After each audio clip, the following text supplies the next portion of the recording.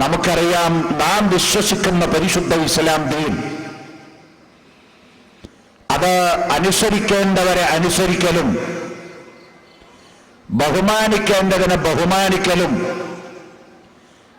സ്വീകരിക്കേണ്ടതിനെ സ്വീകരിക്കലും വർജിക്കേണ്ടവരെ തള്ളലും ആണ്. തഖ്വ എന്ന് പറഞ്ഞാൽ അതാണല്ലോ. ഇംതിസാലു അവാമിരില്ലാഹി തആല, അല്ലാഹുവിന്റെ കൽപ്പനകളെ അപ്പടി സ്വീകരിക്കുകയും വജ്തിനാബു നവാഹി, അല്ലാഹുവിന്റെ വിരോധങ്ങളെ വർജിക്കുകയും ചെയ്യുക. അതിനാണല്ലോ നാം തഖ്വ എന്ന് പറയുന്നത്. അപ്പൊ പരിശുദ്ധ ദീനുൽ ഇസ്ലാം, സത്യപ്രസ്ഥാനമായ ഇസ്ലാം, അതിന്റെ ആശയങ്ങളും ആദർശങ്ങളും നാം എടുത്ത് പരിശോധിച്ചു നോക്കിയാൽ നമുക്ക് കാണാം, ഇസ്ലാം മതത്തിന്റെ എല്ലാ കാര്യങ്ങളും ബഹുമാനമാണ്, ആദരവാണ്. ഉദാഹരണമായി അഫ്ളലുൽ ഇബാദത്തുൽ ബദനിയ്യത്തു കുല്ലിഹാ, ശരീരം കൊണ്ട് മനുഷ്യൻ ചെയ്യുന്ന ആരാധനകളിൽ ഏറ്റവും ഉത്കൃഷ്ടമായിരിക്കുന്ന നിസ്കാരം. ആ നിസ്കാരത്തിന്റെ കാര്യം തന്നെ എടുത്ത് പരിശോധിച്ചു നോക്കൂ സഹോദരന്മാരെ. നിസ്കാരം ആദരവാണ്, ബഹുമാനമാണ്. ആരോടുള്ള ആദരവാണ്? നിസ്കാരത്തിന്റെ ഓരോ പ്രവർത്തനങ്ങളും, റുകൂഅ്, സുജൂദ്, ഇഅ്തിദാല്, അത്തഹിയ്യാത്തിന്റെ ഇരുത്തം, ഇങ്ങനെ തുടങ്ങി നിസ്കാരത്തിന്റെ ഓരോ പ്രവർത്തനങ്ങളും അല്ലാഹു സുബ്ഹാനഹു വ തആല അവന്റെ ലക്ഷക്കണക്കായിരിക്കുന്ന കോടിക്കണക്കായ എണ്ണമറ്റ മലായികത്തിന് നൽകിയ ഇബാദത്തിന്റെ ആരാധനകളുടെ ടോട്ടലാണ്, ചുരുക്കമാണ്. അല്ലാഹുവിനെ ഇബാദത്ത് ചെയ്യാൻ വേണ്ടി സൃഷ്ടിക്കപ്പെട്ടവരാണ് മലക്കുകൾ. ലാ യനാമൂൻ വലാ യശ്റബൂൻ വലാ യതഗവ്വതൂൻ, അവർ ഉറങ്ങുന്നവരല്ല, വിശ്രമിക്കുന്നവരല്ല, ക്ഷീണിതരല്ല, ഭക്ഷണം കഴിക്കുന്നവരല്ല, സംസ്കർക്ക ബന്ധത്തിൽ ഏർപ്പെടുന്നവരല്ല. അവരിൽ പുരുഷനില്ല, സ്ത്രീയില്ല. അവർ പ്രകാശം കൊണ്ട് സൃഷ്ടിക്കപ്പെട്ട പ്രത്യേകമായ ഒരു വിഭാഗമാണ്. നാം പഠിച്ചു വെച്ചിട്ടുണ്ടല്ലോ. ആ മലക്കുകളുടെ ഉത്കൃഷ്ടമായ ആരാധനകൾ വിവിധങ്ങളായ രൂപത്തിലും ഭാവത്തിലുമുള്ളതാണ്. ചില മലക്കുകൾ സുജൂദിൽ തന്നെ കിടക്കുന്ന മലക്കുകളുണ്ട്. കാലാകാലങ്ങളായി അവർ സുജൂദിൽ തന്നെയാണ്. അവർക്ക് സുജൂദിൽ കിടന്നത് കൊണ്ട് ക്ഷീണമില്ല. ചില മലക്കുകൾ റുകൂഇൽ തന്നെ കിടക്കുന്ന മലക്കുകളുണ്ട്. അവർക്ക് റുകൂഇൽ കിടന്നത് കൊണ്ട് ക്ഷീണിതരല്ല. ചില മലക്കുകൾ മൊത്തം അല്ലാഹു തആല മനുഷ്യരായ നമുക്ക് ക്രോഡീകരിച്ച് നൽകിയ ഒരു സംയുക്ത ഇബാദത്താണ് നിസ്കാരം. അപ്പോൾ നാം നിസ്കാരത്തിലൂടെ അല്ലാഹുവിന്റെ സൃഷ്ടികളിൽ ഉന്നതന്മാരായ മലക്കുകളെ അനുസ്മരിക്കുകയാണ്. കേവലം ഒരു ചെറിയ വിഭാഗം മലക്കുകളെ മാത്രമല്ല, അല്ലാഹുവിനെ നിത്യമായി ഇബാദത്ത് ചെയ്തുകൊണ്ടിരിക്കുന്ന കോടിക്കണക്കായ മലക്കുകളുടെ ഇബാദത്തുകളെ മുഴുവൻ മിനിറ്റുകൾ കൊണ്ട് ചെയ്തു തീർക്കാവുന്ന രൂപത്തിൽ അല്ലാഹു തആല നമുക്ക് സമ്മാനിച്ചുകൊണ്ട് പറയുന്നു, ഇത് മനുഷ്യരെ, നിങ്ങൾ ശരീരം കൊണ്ട് ചെയ്യുന്ന ആരാധനകളിൽ ഏറ്റവും ഉത്കൃഷ്ടമായതാകുന്നു. കാരണം അല്ലാഹു ഏറ്റവും അധികം ഇഷ്ടപ്പെടുന്ന സൃഷ്ടികളിൽ ഒരു വിഭാഗമായ മലക്കുകളുണ്ടല്ലോ.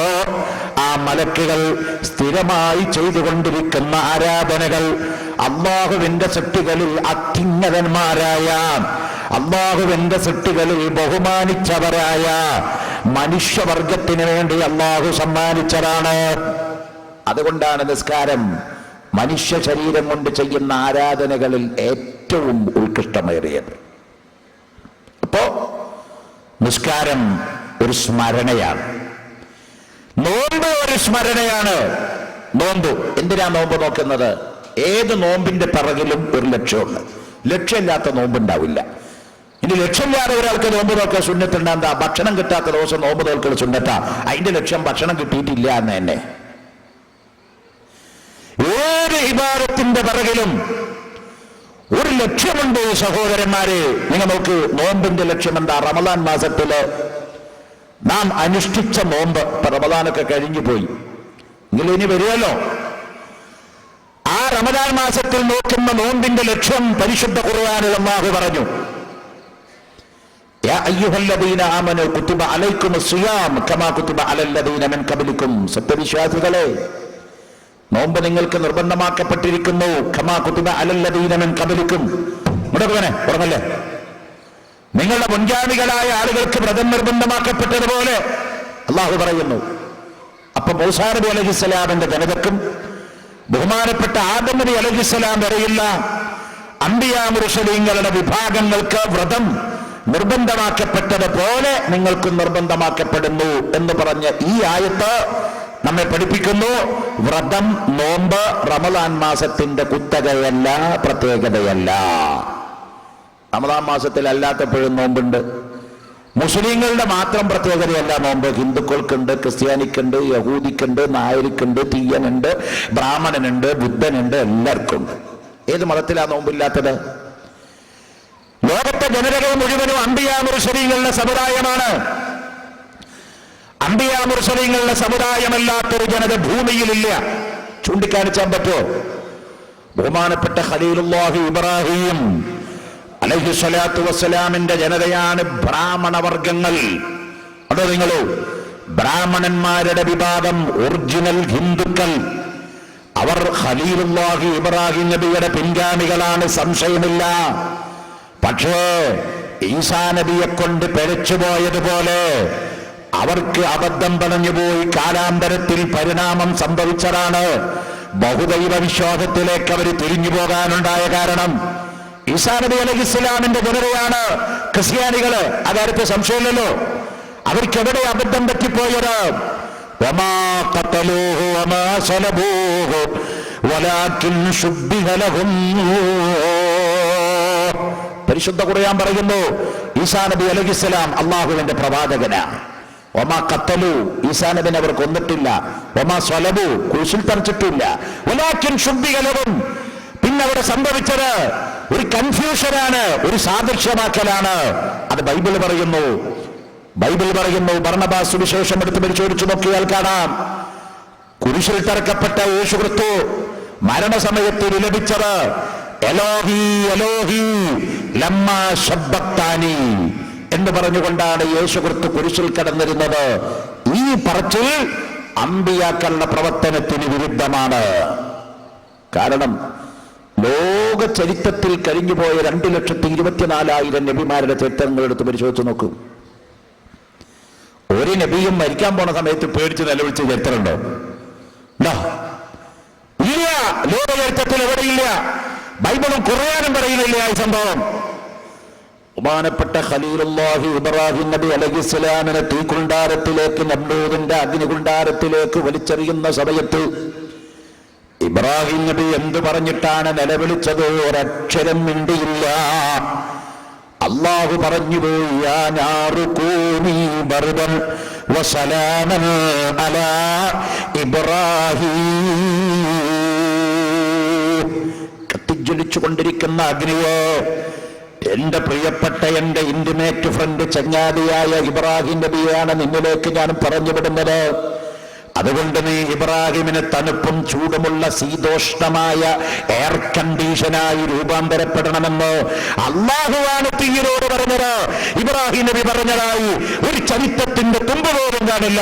ഇബ്രാഹിം നബി അലൈഹിസ്സലാം വിശ്വസിക്കുന്നു, അല്ലാഹുവിന്റെ ഖദാഅ് തീയിൽ കിടന്ന് മരിക്കാനാണെങ്കിൽ അത് സ്വീകരിക്കാൻ തയ്യാറാണ്. അതല്ല മറ്റെന്താണോ അല്ലാഹു വരട്ടെ. അതാണ് അംബിയാ മുർസലീങ്ങളുടെ ഈമാൻ. ബഹുമാനപ്പെട്ട യൂനുസ് നബി അലൈഹിസ്സലാമിന്റെ ചരിത്രം എടുത്ത് പരിശോധിച്ചു നോക്കൂ നിങ്ങൾ. മത്സ്യം, ഡോൾഫിൻ എന്ന് പറയുന്ന തിമിംഗലത്തിന്റെ ചെറിയൊരു ജീവി യൂനുസ് നബി അലൈഹിസ്സലാമിനെ വിഴുങ്ങിയപ്പോ ആ മത്സ്യത്തിന്റെ അടിവയറ്റിൽ കിടന്ന് യൂനുസ് നബി പരിതപിച്ചതായി യോനസ് എന്ന് ബൈബിളിൽ പറയുന്ന, യൂനുസ് എന്ന് ഖുർആൻ പറയുന്ന ഈ പ്രവാചകൻ മത്സ്യത്തിന്റെ വയറ്റിൽ കിടന്ന് അസ്വസ്ഥത പ്രകടിപ്പിച്ചതായി ബൈബിളാണ്. നേരെ മറിച്ച് യൂനുസ് നബി അലൈഹിസ്സലാം പറഞ്ഞത് എന്താണ്? ലാ ഇലാഹ ഇല്ലാ അൻത സുബ്ഹാനക ഇന്നി കുന്തു മിനൽ ളാലിമീൻ. പടച്ചവനേ, നീ എന്നെ മത്സ്യത്തിന്റെ വയറ്റിന്റെ ഉള്ളിലാക്കിയതിൽ എനിക്ക് യാതൊരു പരിഭവമില്ല. യൂനുസ് എവിടെ കിടന്ന് മരിക്കണോ എന്ന് തീരുമാനിക്കേണ്ടത് ഞാനല്ല, അല്ലാഹുവാണ്. ലാ ഇലാഹ ഇല്ലാ അൻത സുബ്ഹാനക ഇന്നി കുന്തു മിനൽ ളാലിമീൻ. ഞാൻ നീ പറഞ്ഞ പ്രവർത്തനത്തിന് എതിര് പ്രവർത്തിച്ചു പോയി, അതുകൊണ്ട് നീ എനിക്ക് നൽകിയ ശിക്ഷയാണിത്. ഇതിൽ നിന്ന് നീ പറഞ്ഞതിന് എതിര് പ്രവർത്തിച്ചത് കൊണ്ട് നീ എനിക്ക് മാപ്പ് തരണമേ എന്ന് ബഹുമാനപ്പെട്ട യൂനുസ് നബി അലൈഹിസ്സലാം ദുആ ചെയ്തു. അംബിയാ മുർസലീങ്ങളിൽപ്പെട്ട ഒരാളും മരിക്കാൻ സമയത്ത് വാവിട്ട് കരഞ്ഞതായി പറയുന്നില്ല. മത്തായി സുവിശേഷം, യോഹന്നാൻ, മാർക്കോസ്, ലൂക്കോസ് ഈ സുവിശേഷം മുഴുവൻ രേഖപ്പെടുത്തുന്നു. യേശുക്രിസ്തുവിനെ കുരിശിൽ തറച്ചപ്പോൾ യേശുക്രിസ്തു കുരിശിൽ കടന്ന് നിലവിളിച്ചു. അത് അംബിയാ മുർസലീങ്ങളുടെ സ്വഭാവത്തിനെതിരാ.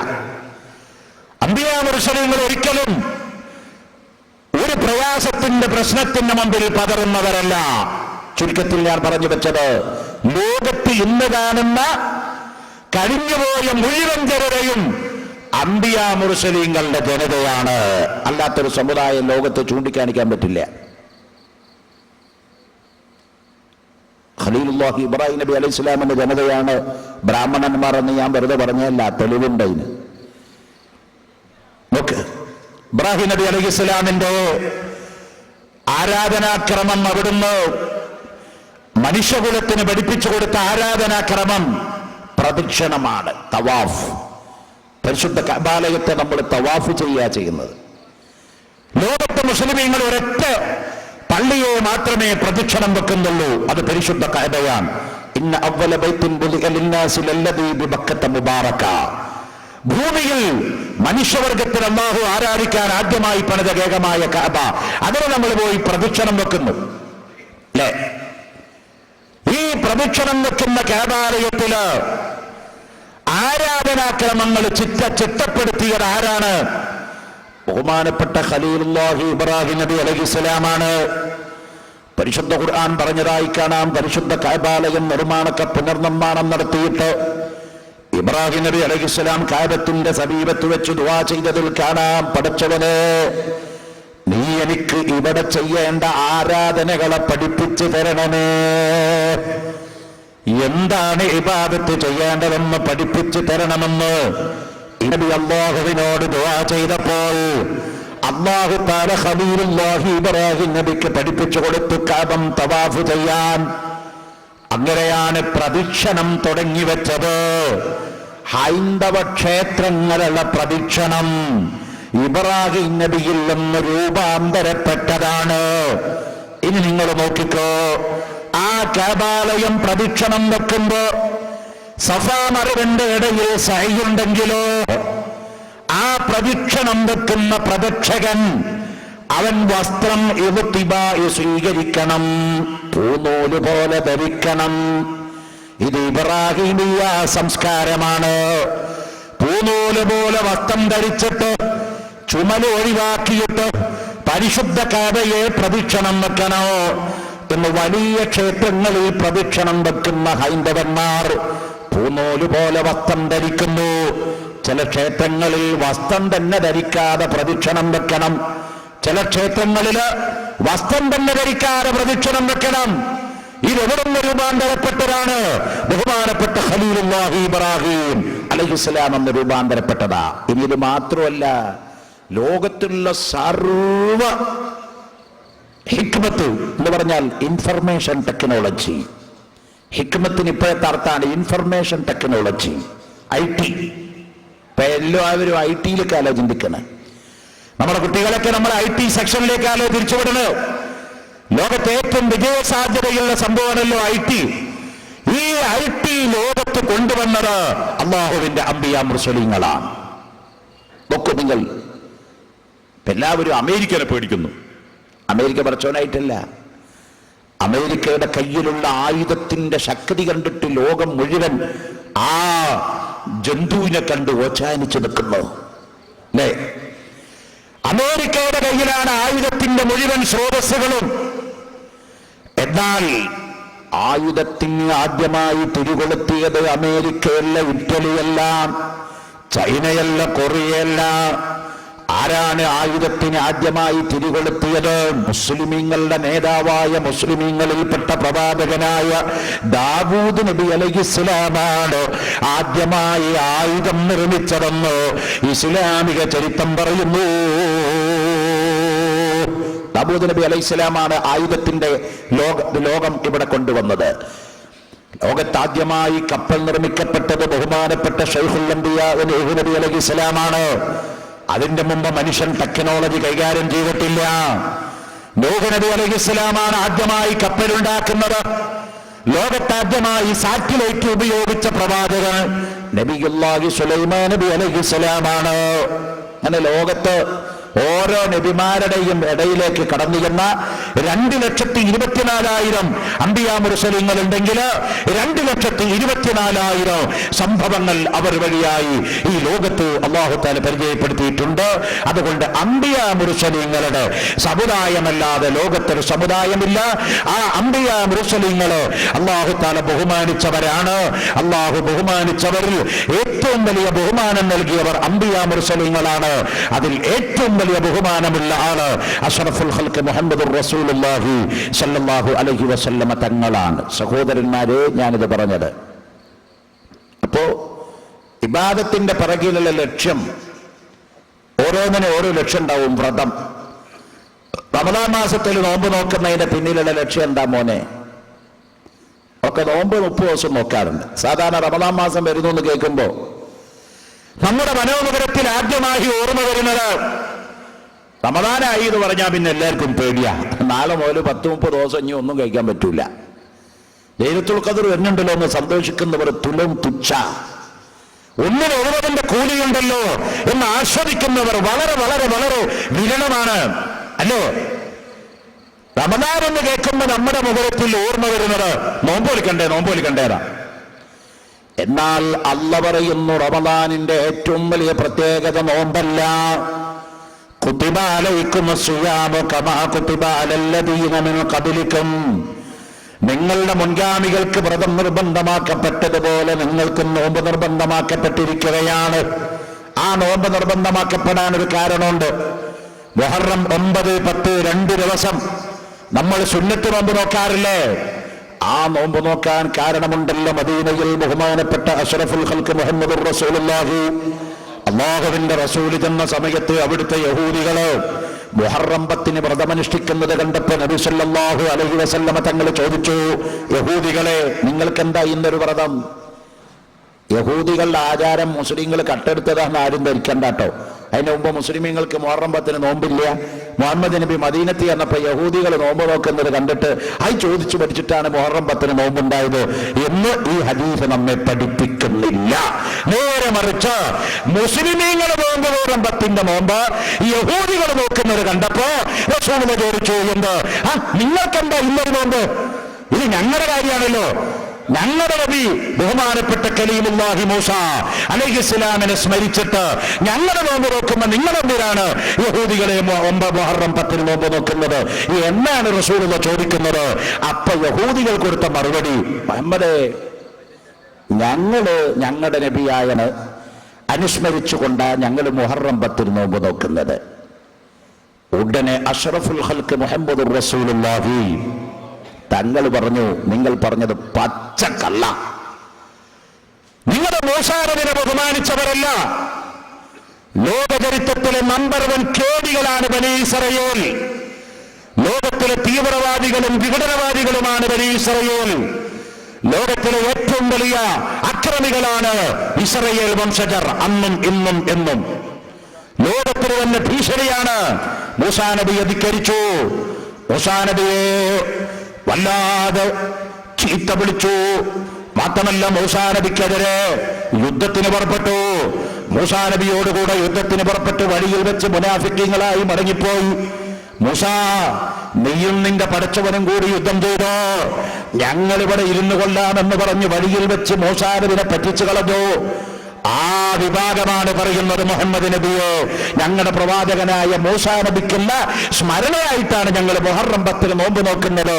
ഇത് കേട്ടപ്പോ ബഹുമാനപ്പെട്ട അഷ്റഫുൽ ഖൽഖ് മുഹമ്മദ് റസൂലുള്ളാഹി, അല്ലാഹുവിന്റെ റസൂൽ പറഞ്ഞു പോയി, എന്നാൽ മുസ്ലിമീങ്ങളെ മുഹറം 10 മാത്രം നിങ്ങളൊന്ന് വ്രതം അനുഷ്ഠിച്ചാൽ പോരാ, അനുസ്മരണം ഒന്നുകൂടി കർക്കശമാക്കാൻ മുഹറം 9 കൂടി നിങ്ങൾ നോമ്പ് നോക്കുള്ളൂ. കാരണം നിങ്ങളും യഹൂദികളും തമ്മിൽ ഒരു ഡിഫറൻസ് ഉണ്ടാവാൻ നിങ്ങൾ മുഹറം 9 കൂടി നോമ്പ് നോക്കോ. അടുത്ത വർഷം ഞാനിവിടെ ജീവിച്ചിരിക്കുകയാണെങ്കിൽ മുഹറം 9 കൂടി നോമ്പ് നോക്കുമായിരുന്നു എന്ന് അഷ്റഫുൽ ഖൽഖ് മുഹമ്മദ് റസൂലുള്ളാഹി. അപ്പൊ മുഹറം 9, 10 നോമ്പിന്റെ പിറകില് മൂസാ നബിയുടെ ചരിത്രം മാത്രമല്ല, ഒരുപാട് സംഭവം മുഹറം 10 മുഹറം 10 സംഭവം പറയുകയാണെങ്കിൽ ഒരു കൊല്ലം ബാലോറയല്ല അവിടെ അങ്ങനെ കിടക്കാം. അതിനൊക്കെ അനുസ്മരണമാണ് ആ നോമ്പ്. ഇങ്ങനെ റമദാൻ മാസത്തിൽ നമ്മൾ നോറ്റുവിട്ടുന്ന 30 നോമ്പ് എന്തിന്റെ അനുസ്മരണമാണ്? പരിശുദ്ധ ഖുർആനിൽ അല്ലാഹു പറയുന്നു, ശഹ്റു റമദാനല്ലദീ ഉൻസില ഫീഹിൽ ഖുർആൻ. അല്ലാഹുവിന്റെ കലാമായ പരിശുദ്ധ ഖുർആൻ ഭൂമി ലോകത്തേക്ക് അവതരിപ്പിച്ച മാസമാണ് പരിശുദ്ധ റമദാൻ. ആ റമദാനിലാണ് പരിശുദ്ധ ഖുർആൻ അവതരിപ്പിച്ചിരിക്കുന്നത്. ആ അവതരിപ്പിച്ച ഖുർആന് നന്ദിയായിട്ടാണ് 30 നോമ്പ് നിർബന്ധമാക്കപ്പെട്ടത്. അതേ മുഹറം 10 നോമ്പ് സുന്നത്തായത് മൂസാ നബിയോടുള്ള റെസ്പെക്റ്റ് ആണ്. തിങ്കളാഴ്ച ദിവസം നോമ്പ് നോക്കൽ സുന്നത്താണ്, നബി സല്ലല്ലാഹു അലൈഹി വസല്ലം പറഞ്ഞു. അതിന്റെ കാരണം റസൂലുള്ള തന്നെ പറഞ്ഞത്, ഫീഹി വുലിത്തു, ആ ദിവസത്തിലാണ് എന്ന് പ്രസവിക്കപ്പെട്ടിരിക്കുന്നത്. അതുകൊണ്ട് മുഹമ്മദ് നബിയോടുള്ള റെസ്പെക്റ്റാണ് തിങ്കളാഴ്ചത്തെ വ്രതം. വ്യാഴാഴ്ചത്തെ നോമ്പിന്റെ പ്രത്യേകത എന്താണ്?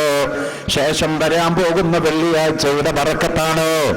അൽ ജുമുഅത്തു ഹജ്ജുൽ ഫുഖറാ വൽ മസാകീൻ. വെള്ളിയാഴ്ചയുടെ പ്രത്യേകത ധാരാളമുണ്ട്.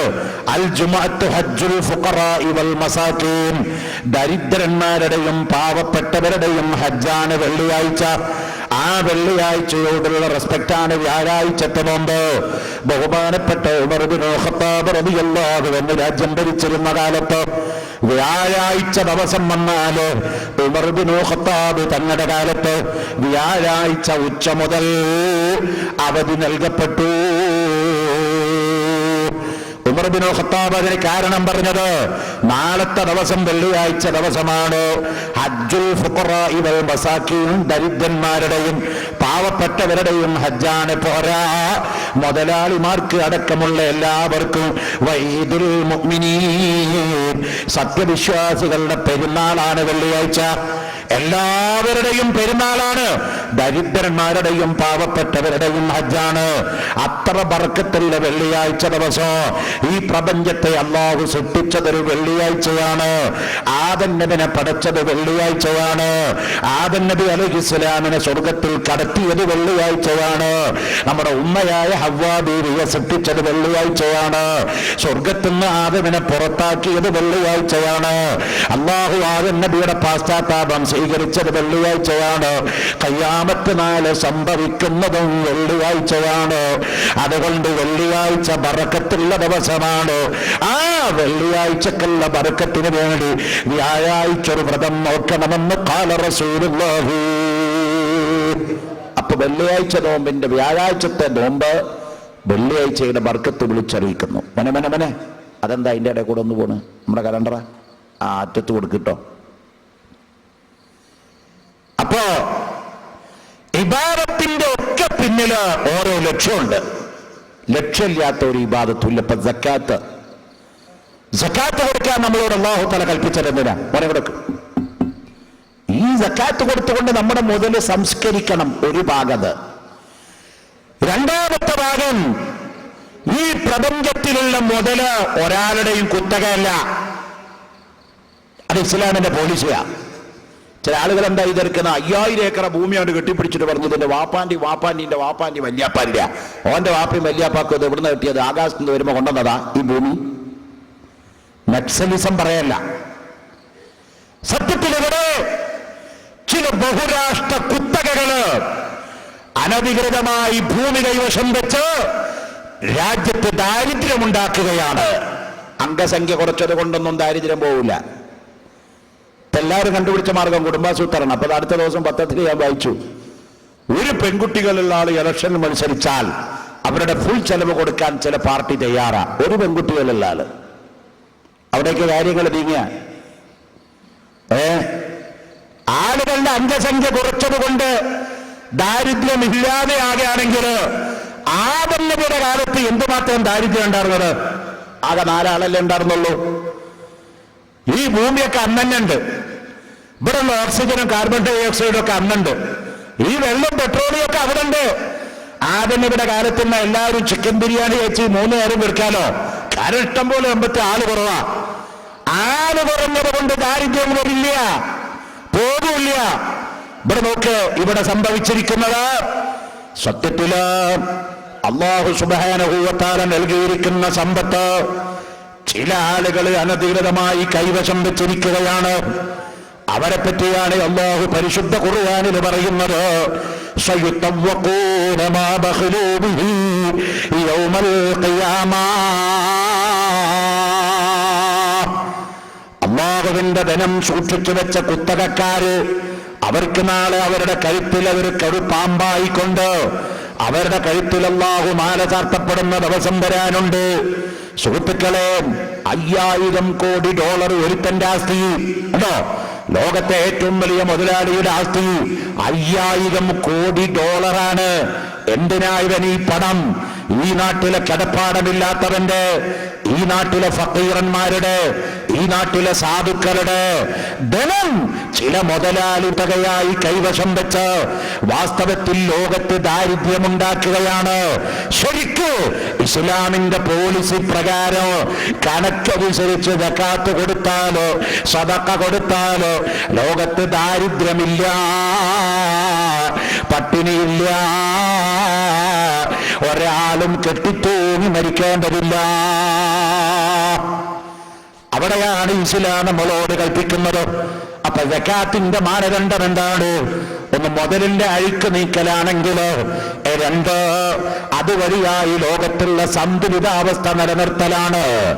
അതുവഴിയായി ലോകത്തുള്ള സന്തുലിതാവസ്ഥ നിലനിർത്തലാണ്. ഇതിനു വേണ്ടിയാണ് സകാത്ത് കൊടുക്കാൻ അല്ലാഹു പറഞ്ഞത്. ഒരാൾക്കും ഈ രാജ്യത്തെ മുതലിന്റെ കുത്തകാവകാശമില്ല. എല്ലാ അവകാശങ്ങളും അല്ലാഹു റബ്ബുൽ ഇസ്സത്തിനാണ്. സക്കാത്തിന്റെ പിറകിൽ ആ ഒരു ലക്ഷ്യം ഉണ്ടെങ്കിൽ ഹജ്ജിന്റെ പിറകിൽ എന്താ ലക്ഷ്യം? ഇപ്പൊ നമ്മളൊക്കെ ഹജ്ജിന് പോവുകയാണല്ലോ. ഈ വർഷം ധാരാളം ആളുകൾ ഹജ്ജിന് പോകുന്നുണ്ട്. ദ്വാരക്കാൻ വേണ്ടി പറഞ്ഞിട്ടുണ്ട്. എന്തിനാ ഈ സൗദി അറേബ്യയിലേക്ക് 95,000 ഉറുപ്പിയും 1.25 2.25 ഒക്കെ ചെലവാക്കി സൗദി അറേബ്യയിലേക്ക് പോകണം? എന്തിനാ? സ്വർഗം വാങ്ങാൻ. ആ ഹജ്ജിന് പോയിട്ട് അവിടെ ചെയ്യുന്ന പ്രവർത്തനം എന്താ? പരിശുദ്ധ കഅബാലയത്തിന്റെ അടുത്ത് തവാഫ് ചെയ്യുന്നു. സഫാ മറുവ എന്ന് പറഞ്ഞ കുന്നിന്റെ ഇടയിൽ കൂടെ ഒരു 7 വട്ടം അങ്ങോട്ടും ഇങ്ങോട്ടും ഓടുന്നു. അറഫാ എന്ന് പറയുന്ന ഒരു മരുഭൂമിയിൽ പോയി ദുൽഹജ്ജ് 9 അന്ന് താമസിക്കുന്നു. മിനായിൽ പോയി താമസിക്കുന്നു. ചില പ്രത്യേക സ്ഥലത്ത് ചെറിയ കല്ലെടുത്ത് എറിയുന്നു. ഇതൊക്കെ പാടെ കൂടി കഴിയുമ്പോഴേക്കും ആൾ ആചാരായി, സ്വർഗം കിട്ടി. 4 മഴ 5 ഒരു 10-24 കല്ലെടുത്ത് ഒരു സ്ഥലത്ത് എറിയ, കഅബാലയത്തിന്റെ അടുത്തൊന്ന് പ്രദക്ഷിണം വെക്കുക. സഫാ മറുവ എന്ന് പറഞ്ഞ കുന്നിന്റെ ഇടയിലെ 350 മീറ്റർ ദൂരം 7 വട്ടം ഒന്ന് നടക്കുക. ഇത് ചെയ്താൽ സ്വർഗം കിട്ടുമെന്നാണ് അല്ലാഹു പറയുന്നത്.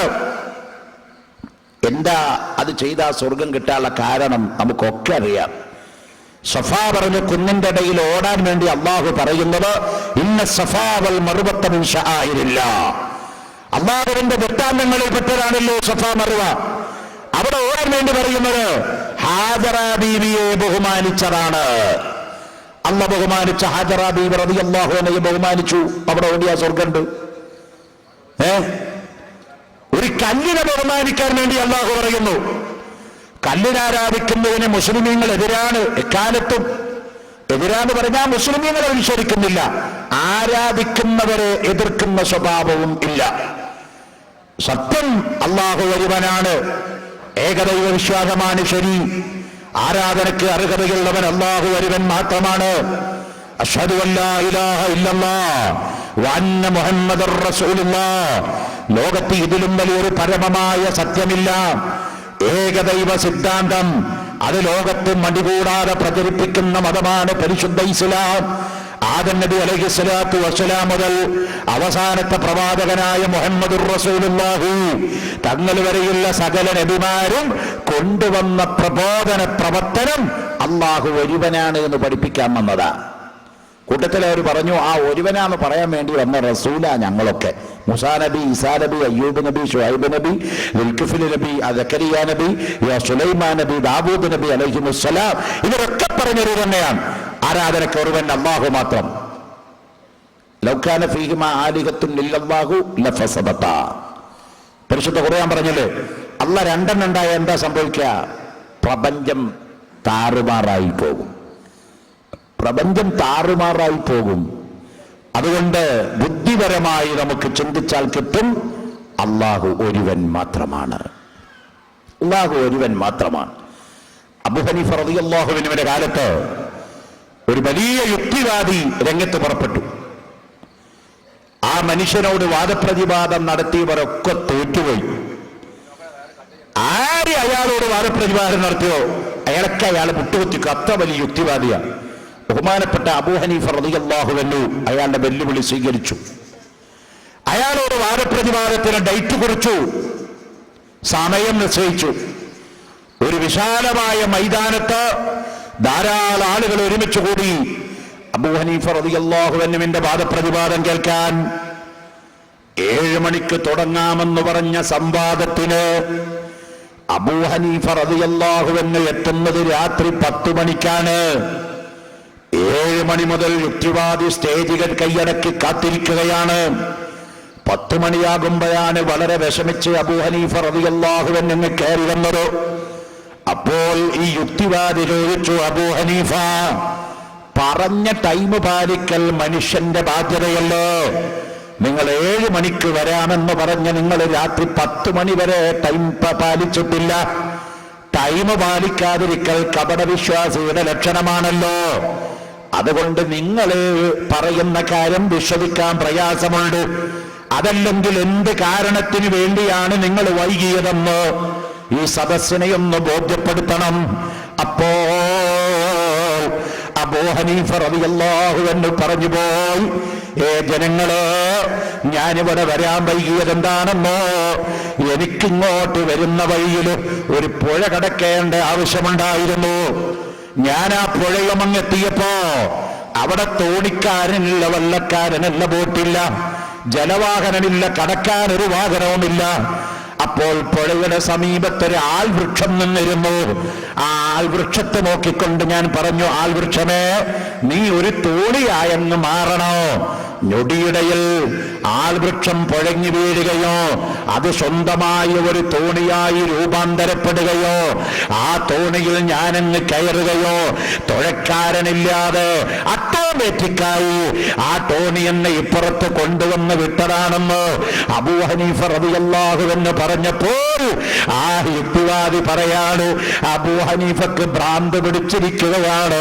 ഇത് കേൾക്കുമ്പോഴേ നിങ്ങൾക്കറിയാമല്ലോ, ഇത്രയും വലിയൊരു വിഡ്ഢി ലോകത്ത് വേറെ ആരെങ്കിലും ഉണ്ടാകുമോ? ഒരു ഇന്റീരിയർ വർക്കർ ഇല്ലാതെ, ഒരു കാർപ്പന്റർ ഇല്ലാതെ, ഒരു ആശാരി ഇല്ലാതെ, ഒരു ടെക്നോളജിക്കാരനില്ലാതെ മരത്തെ തോണിയാക്കാൻ പറ്റുമോ? ഒരു തുഴക്കാരനില്ലാതെ തോണി ചലിക്കുമോ? അതുകൊണ്ട് ഈ പറഞ്ഞതൊക്കെ വിഡ്ഢിത്തരമാണ് ജനങ്ങള്. നിങ്ങൾ ആരും അത് വിശ്വസിക്കരുത്. ഉടനെ അബൂ ഹനീഫ റളിയല്ലാഹു അൻഹു സദസ്സിന്റെ മുകളിൽ നിന്നുകൊണ്ട് പറഞ്ഞു, ജനങ്ങള്, ഞാൻ പറഞ്ഞൊരു വിഡ്ഢിത്തരാണെന്ന് എനിക്കറിയാം. എന്നാൽ ഏറ്റവും വലിയ വിഡ്ഢിയുണ്ടല്ലോ, അത് എന്നോട് വാദപ്രതിവാദത്തിന് സംഗമിച്ച് വന്നിരിക്കുന്ന ആളാണ്. കാരണം ഇവൻ പറയുന്നത് ഈ പ്രപഞ്ചം മുഴുവൻ വെറുതെ ഉണ്ടായതാണ്, ഈ പ്രപഞ്ചം മുഴുവൻ വെറുതെ ഉണ്ടായതാണ്. അതിനെ സൃഷ്ടിച്ച സൃഷ്ടാവില്ല, അതിന് രൂപപ്പെടുത്തിയ ആർക്കിടെക്ട് ഇല്ല, അതിന് എഞ്ചിനീയർ ഇല്ല, അതിന് പ്ലെയിൻ വരച്ചാലില്ല, അതിന് ടെക്നിക്കൽ വശമില്ല എന്നല്ലേ ഇയാള് പറയുന്നത്. ഞാൻ പറഞ്ഞത് കേവലം ഒരാളും അറിഞ്ഞു വീണ് തോണിണ്ടായി. തുഴക്കാരില്ലാതെ മറുകര പറ്റിയെന്നല്ലോ. ഈ പ്രപഞ്ചം തന്നെ മുഴുവൻ വെറുതെ ഉണ്ടായതാണെന്ന് നാഴികക്ക് 40 വട്ടം വിളിച്ചു പോകുന്ന ഇവനാണോ വിഡ്ഢി, അതോ ഞാനാണോ വിഡ്ഢി? ജനങ്ങൾ പറഞ്ഞു അബൂ ഹനീഫ റളിയല്ലാഹു എന്ന് പറഞ്ഞത് സത്യമാണ്. അബൂ ഹനീഫ റളിയല്ലാഹുവിന്റെ മുന്നിൽ മുട്ടുമടക്കി അയാൾ ഇസ്ലാം മതത്തിലേക്ക് കയറി വന്നു. എന്റെ പ്രിയപ്പെട്ടവരെ, അള്ളാഹു ഒരുവനാണ്. ഏകദൈവ സിദ്ധാന്തം സത്യമാണ്. അത് ഖിയാമത്ത് നാൾ വരെ നിലനിൽക്കുന്നതാണ്. ആ കാര്യത്തിൽ ലോകത്ത് ആർക്കും അഭിപ്രായവ്യത്യാസമില്ല.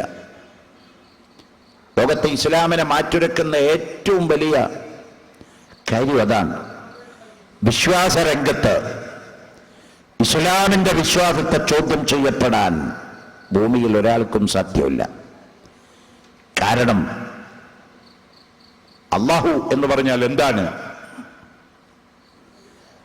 ഇന്ന് പരിശുദ്ധ ഖുർആൻ നമ്മെ പഠിപ്പിച്ചു. അള്ളാഹ് എന്ന് പറഞ്ഞാൽ എന്താ? പലരും പല രൂപം ബാബും ഒക്കെ പറഞ്ഞപ്പോ ഖുർആൻ അല്ലാഹുവിനെ പറ്റി പറഞ്ഞത് അല്ലാഹു നൂറുസ്സമാവാതി വൽ അർദ്, അല്ലാഹു ആകാശഭൂമികളുടെ പ്രകാശമാണ്.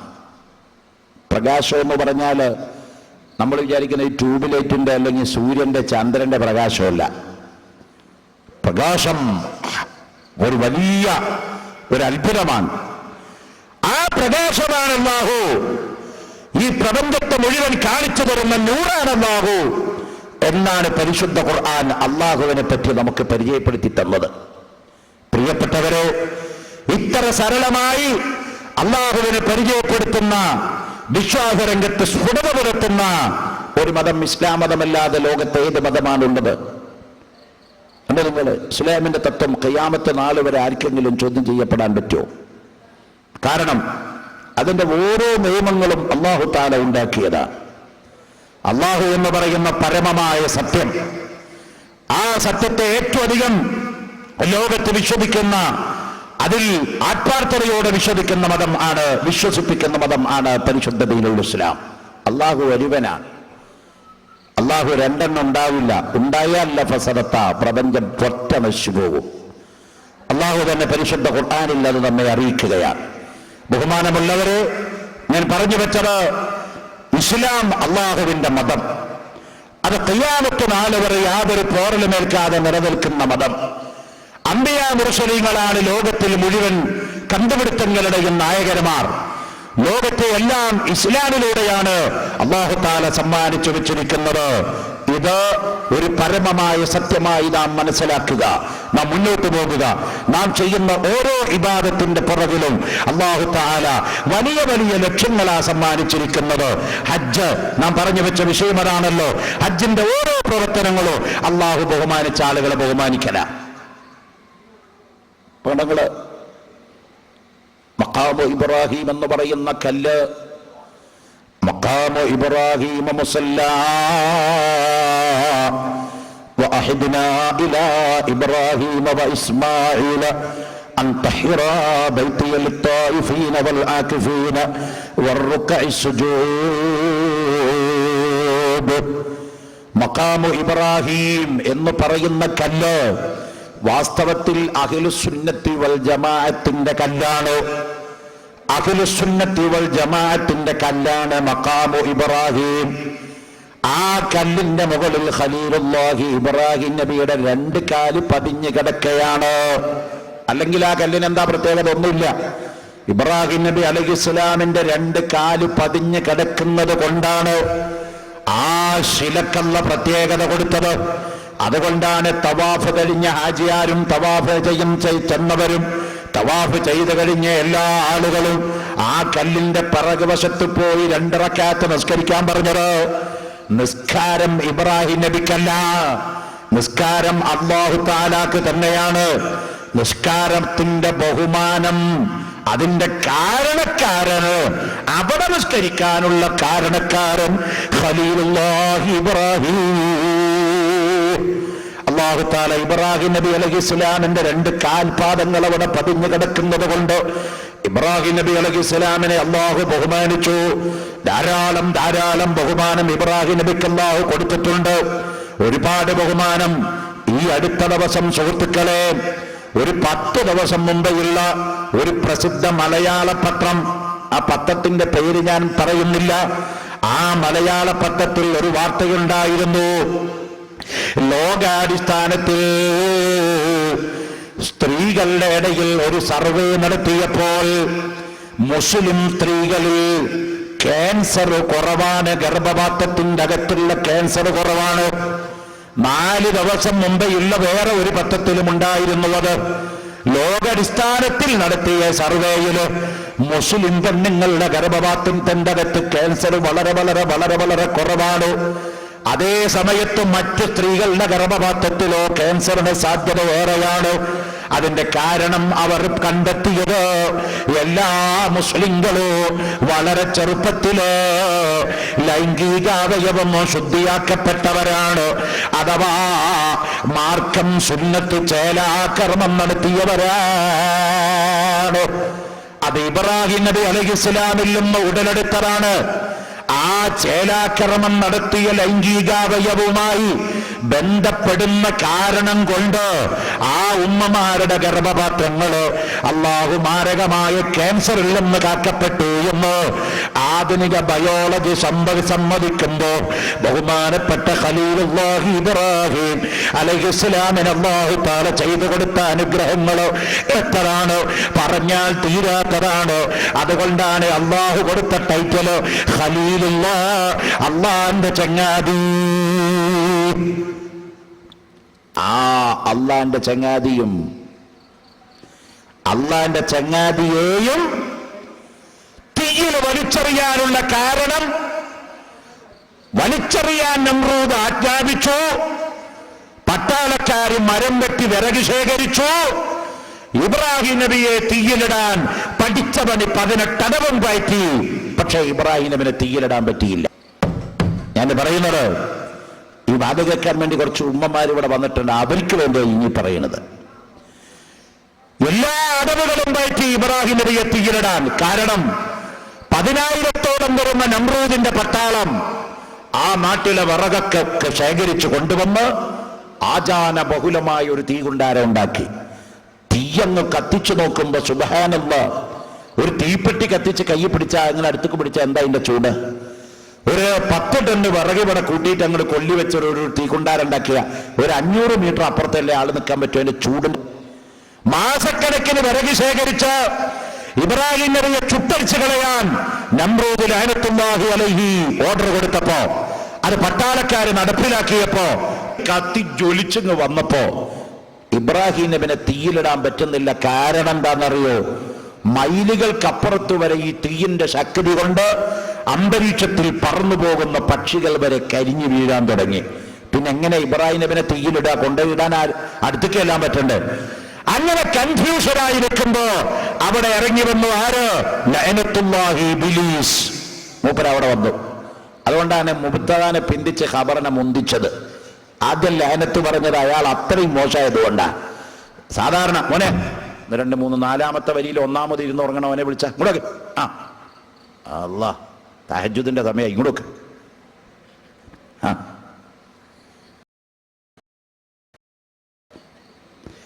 ഇബ്ലീസ് ലഅനത്തുല്ലാഹി അലൈഹി അവിടെ ഇറങ്ങി വന്നു. ഇബ്രാഹിം നബി അലൈഹിസ്സലാമിനെ തീയിലിടാൻ വേണ്ടി നമ്രൂദിന്റെ പട്ടാളക്കാരിങ്ങനെ പരിശ്രമിച്ചു കൊണ്ടിരിക്കുമ്പോ ആ പട്ടാളക്കാർക്ക് ഇബ്രാഹിമിനെ തീയിലിടാൻ പറ്റാതെ അവർ നിൽക്കുമ്പോ ഇബ്ലീസ് കാക്ക ഒരു മനുഷ്യന്റെ രൂപത്തിൽ വന്നിട്ട് പറഞ്ഞു, മക്കളെ നിങ്ങൾ എന്താ ഇങ്ങനെ വിഷമിച്ചു നിൽക്കുന്നത്? നമ്രൂദിന്റെ പട്ടാളം പറഞ്ഞു, ഇബ്രാഹിമിനെ തീയിലിടാൻ മുക്കായിരുന്നു, പക്ഷെ എത്ര ശ്രമിച്ചിട്ടും അതിനാവണില്ല. ഞങ്ങൾ അങ്ങോട്ട് പിടിച്ച് തള്ളുമ്പോ ഇബ്രാഹിം അതിന്റെ ശക്തിയോടെ ഇങ്ങോട്ട് വരികയാണ്.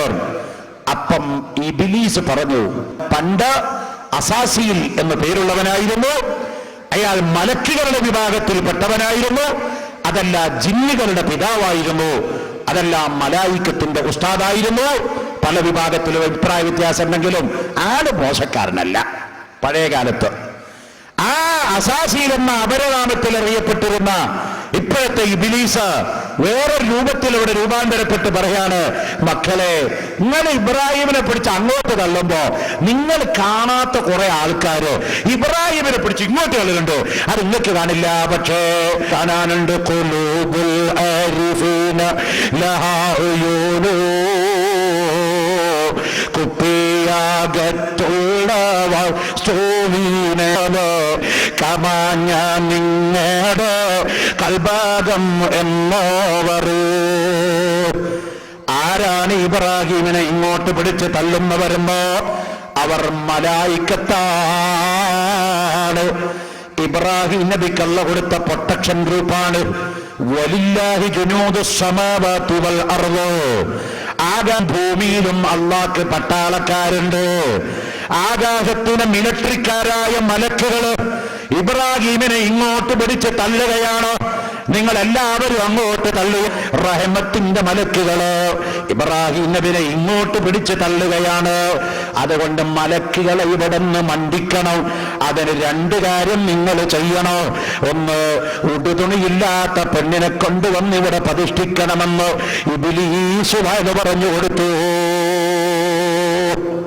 അപ്പൊ നമ്രൂദിന്റെ പട്ടാളക്കാർ പറഞ്ഞു, പെണ്ണുങ്ങളെ കൊണ്ടുവരണോ? നേരെ നമ്രൂദിന്റെ കൊട്ടാരത്തിൽ ചെന്നു. അവിടുത്തെ തോഴിമാരെ കുറെ പെണ്ണുങ്ങളെ വിളിച്ചുകൊണ്ടെന്ന് ബഹുമാനപ്പെട്ട ഖലീലുല്ലാഹി ഇബ്രാഹിം നബി അലൈഹിസ്സലാമിനെ 4 ഭാഗത്തും നിർത്തി. അവരുടെ തലയിലുണ്ടായിരുന്ന മറച്ച വസ്ത്രങ്ങളൊക്കെ പറിച്ചു ചീന്തി. അവരുടെ മാർവിടങ്ങൾ പറിച്ചു ചീന്തപ്പെട്ടു. അർദ്ധനഗ്നകളും പൂർണ്ണനഗ്നതകളുമായി ആ സ്ത്രീകൾ അവിടെ പ്രചരിപ്പിച്ചു. എന്നിട്ട് ഇബ്ലീസ് ഒരു തന്ത്രം കൂടി പറഞ്ഞു കൊടുത്തു. ഇതൊന്നും ആയില്ല. ഇനി ഇയാളെ പിടിച്ചിട്ട് അത്ര അകലക്കെടുക്കുന്ന ഒരു 3 കിലോമീറ്റർ അപ്പുറത്ത് കിടക്കുന്ന തീകുണ്ടാരത്തിലേക്ക് നിങ്ങൾ എത്ര ഫോഴ്സിൽ എറിഞ്ഞാലും എത്തില്ല. അതുകൊണ്ട് നിങ്ങളൊരു അമ്പും വില്ലും ഉണ്ടാക്കുക. എന്നിട്ടോ ആ അമ്പിന്റെ മുകളിൽ ഇബ്രാഹിമിനെ കെടുത്തുക. വില്ല് നിങ്ങൾ എല്ലാവരും കൂടി ഇങ്ങോട്ട് വലിച്ചു കൊലക്കുക. ആ ശക്തിയിൽ അമ്പങ്ങ് തെറിച്ചു പോകുമ്പോ അതോടുകൂടി ഇബ്രാഹിമോ തീയിലേക്ക് അങ്ങ് പോകും. ഇപ്പൊ മലക്കുകൾ ഇവിടെ ഇല്ല. ഈ തലമറക്കാത്ത പെണ്ണുങ്ങളും മാറുവിടം പറിച്ചു ചിന്തിയ പെണ്ണുങ്ങളും ഇവിടെ വന്നതുകൊണ്ട് മലക്കുകൾ ഓടിപ്പോയി. ഇനി വളരെ കൂളായി ഇബ്രാഹിമിനെ നമ്മൾക്ക് തീയിലിടാം. അങ്ങനെ ഇബ്രാഹിം നബി അലൈഹിസ്സലാമിന്റെ അമ്പിന്റെ മുകളിൽ അങ്ങ് കടത്തിയിട്ട് നമ്രൂദിന്റെ പട്ടാളക്കാരങ്ങ് വലിച്ചപ്പോ അതുവരെ തീയിലേക്ക് അടുക്കാൻ ഇബ്രാഹിമോ പെട്ടെന്ന് തീയിലേക്ക് വീണു. അപ്പോഴാണ് അല്ലാഹു പറഞ്ഞു പോയത്, യാ നാറു കൂനി ബർദം വസലാമൻ അലാ ഇബ്രാഹിം. ഈ വാലിന്റെ ഇടയിൽ വന്ന ഒരു കാര്യത്തിൽ ഞാൻ കടന്നു പറയുകയാണ്. സുഹൃത്തുക്കളോ, ഔറത്ത് മറക്കാത്ത, നഗ്നത മറക്കാത്ത പെണ്ണ് എവിടെയുണ്ടോ അവിടെ റഹ്മത്തിന്റെ മലക്കിന്റെ സാന്നിധ്യമില്ല. അവിടെ റഹ്മത്തിന്റെ മലക്കിന്റെ സാന്നിധ്യമില്ല. അതുകൊണ്ടാണ് നബി സല്ലല്ലാഹു അലൈഹി വസല്ലമ തങ്ങൾ പറഞ്ഞത്, നിസാഉൻ, ചില സ്ത്രീകൾ ഇവിടെ വരാനുണ്ട്, കാസിയാത്തുൻ, അവർ വസ്ത്രം ധരിച്ചവരാണ്, പക്ഷേ ആരിയാത്തുൻ, ധരിക്കാത്തവളെ പോലെയാണ്, മുമീലാത്തുൻ മായിലാത്തുൻ, അവരുടെ അവയവങ്ങളുടെ ശ്രേണികളെ കൊണ്ട് ആളുകളെ മയക്കിയിട്ട് ആകർഷിക്കാൻ കഴിവുള്ളവരാണ്. റുബൂസുഹുന്ന, ആ പെണ്ണുങ്ങളുടെ തലമുടിയുടെ എക്സാമ്പിള് കഅസ്നുമത്തുൽ ബുഖ്തിൽ മായില, ഒട്ടകത്തിന്റെ പുറത്ത് പൊന്തിക്കിടക്കുന്ന ഇറച്ചി കഷ്ടങ്ങളെ പോലെയാണ്. ഒട്ടകത്തിന്റെ പുറത്തോ വണ്ടി വലിക്കുന്ന കാളമൂരികളുടെ നടുക്കിലോ ഒരു ഇറച്ചി കൂമ്പാരെങ്ങനെ ഉണ്ടാകും? ഈ ഒട്ടകം നടക്കുമ്പോ ഇറച്ചി അങ്ങോട്ടും ഇങ്ങോട്ടും ആടുന്നത് പോലെ മുടിക്കെട്ട് ആടി ആട്ടി നടക്കുന്ന കുറെ പെണ്ണുങ്ങള് ലോകത്ത് വരാനുണ്ട്. വേറൊരു ഉദാഹരണം, വേറെ ഒരു നുസുഖയിൽ ഹദീസ് നോക്കിയാ കാണാ, വഅജൂസുഹുന്ന, ആ പെണ്ണിന്റെ അരക്കെട്ടിന്റെ എക്സാമ്പിള് കാസ്നുമത്തുൽ ബുഖ്തുൽ മായില, ഒട്ടകത്തിന്റെ പുറത്ത് കിടക്കുന്ന ഇറച്ചി പോലെ അരക്കെട്ട് കുനിഞ്ഞു നടക്കുന്ന ചില പെണ്ണുങ്ങൾ ഇവിടെ വരാനുണ്ട്. റസൂലുള്ള പറയുന്നു, വലാ യജിദുനൽ ജന്ന, അവള് സ്വർഗത്തിൽ കടക്കുകയില്ല, വലാ യജിദുന റീഹഹാ, സ്വർഗത്തിന്റെ മണം പോലും അവൾ അടിക്കുകയില്ലെന്ന് ഖാല റസൂലുള്ളാഹി. ഉദാഹരണം നമ്മുടെ മുമ്പിൽ അതാ കിടക്കണോ, പകൽ വെളിച്ചം പോലെ. ഇന്നത്തെ പത്രം നിങ്ങൾ വായിച്ചില്ലേ? മനുഷ്യൻ പുരോഗമിച്ച് പുരോഗമിച്ച് നശിച്ച് നാരായവേര് പറിക്കുകയാണിപ്പോ. കണ്ടുകൊള്ളു, ഒരു പെമ്പർ നോത്തി ഒരു സിനിമയിലെ ഏതോ ഒരു കുസുമ്പുള്ള ഒരു പെണ്ണ്, അടുത്ത ദിവസം ഒരു ഫത്വ ഒരെല്ലാ TV പത്രക്കാരെയും വിളിച്ചു കൂട്ടിയിട്ട് ഇവൾ പറയുന്നു, വിവാഹം കഴിക്കുന്നതിന്റെ മുമ്പേ ഒരു പെണ്ണ് അന്യ പുരുഷന്മാരുമായി ബന്ധപ്പെട്ടു എന്ന് ഭർത്താവാകുന്ന ആള് കേട്ടാൽ നിങ്ങൾ പേടിക്കണ്ട, അതൊക്കെ സർവ്വസാധാരണ, അതിലെത്ര വലിയ കാര്യം നോക്കണ്ട. തമിഴ്നാട്ടിലുള്ള ആളുകൾക്ക് പോലും അത് സഹിച്ചില്ല എങ്കിൽ പിന്നെ ലോകത്ത് വേറെ ആർക്കെങ്കിലും സഹിക്കോ? MGR മരിച്ചപ്പോ 100 ആള് തൂങ്ങിച്ചട്ട തമിഴ്നാടുകാര്, വീരപ്പന്റെ പേരിൽ ക്ഷേത്രമുണ്ടാക്കിയ തമിഴ് ജനത, മഹാത്മാഗാന്ധിയെ ക്ഷേത്രം വെച്ചുകൊണ്ട് പൂജിക്കുന്ന ഗാന്ധിയുടെയും കസ്തൂർബയുടെയും പ്രതിമയ്ക്ക് ആരാധിക്കുന്ന ജനത. നിങ്ങൾ വായിച്ചില്ലേ? ഇപ്പൊ അടുത്ത ദിവസം പത്രത്തിലുണ്ടായിരുന്നു, ഗാന്ധിയുടെ അമ്പലം കസ്തൂർബായെ പ്രതിഷ്ഠിച്ചിരിക്കുന്നു. അങ്ങനെ ജനനായകന്മാർക്കൊക്കെ ക്ഷേത്രം പണിത് അവരൊക്കെ പൂജിക്കുന്ന ആ ജനത പോലും വിവാഹത്തിന്റെ മുമ്പേ അന്യപുരുഷന്മാരോട് ബന്ധപ്പെടുന്നതിന് ഫത്വ കൊടുത്ത ഈ സിനിമാ നടിയെ കല്ലെടുത്തെറിഞ്ഞു, ചെരുപ്പെടുത്തെറിഞ്ഞു, അതെ ഉച്ചക്കം കൊണ്ട് വലിച്ചെറിഞ്ഞു. ആ പെണ്ണിന് പിന്തുണ പ്രഖ്യാപിച്ച പെണ്ണുയോ അവളാ നമ്മുടെ സാനിയ മിർസ താത്ത. പറ്റില്ലെങ്ങള് ഇതിഹാസ നായകത്തി.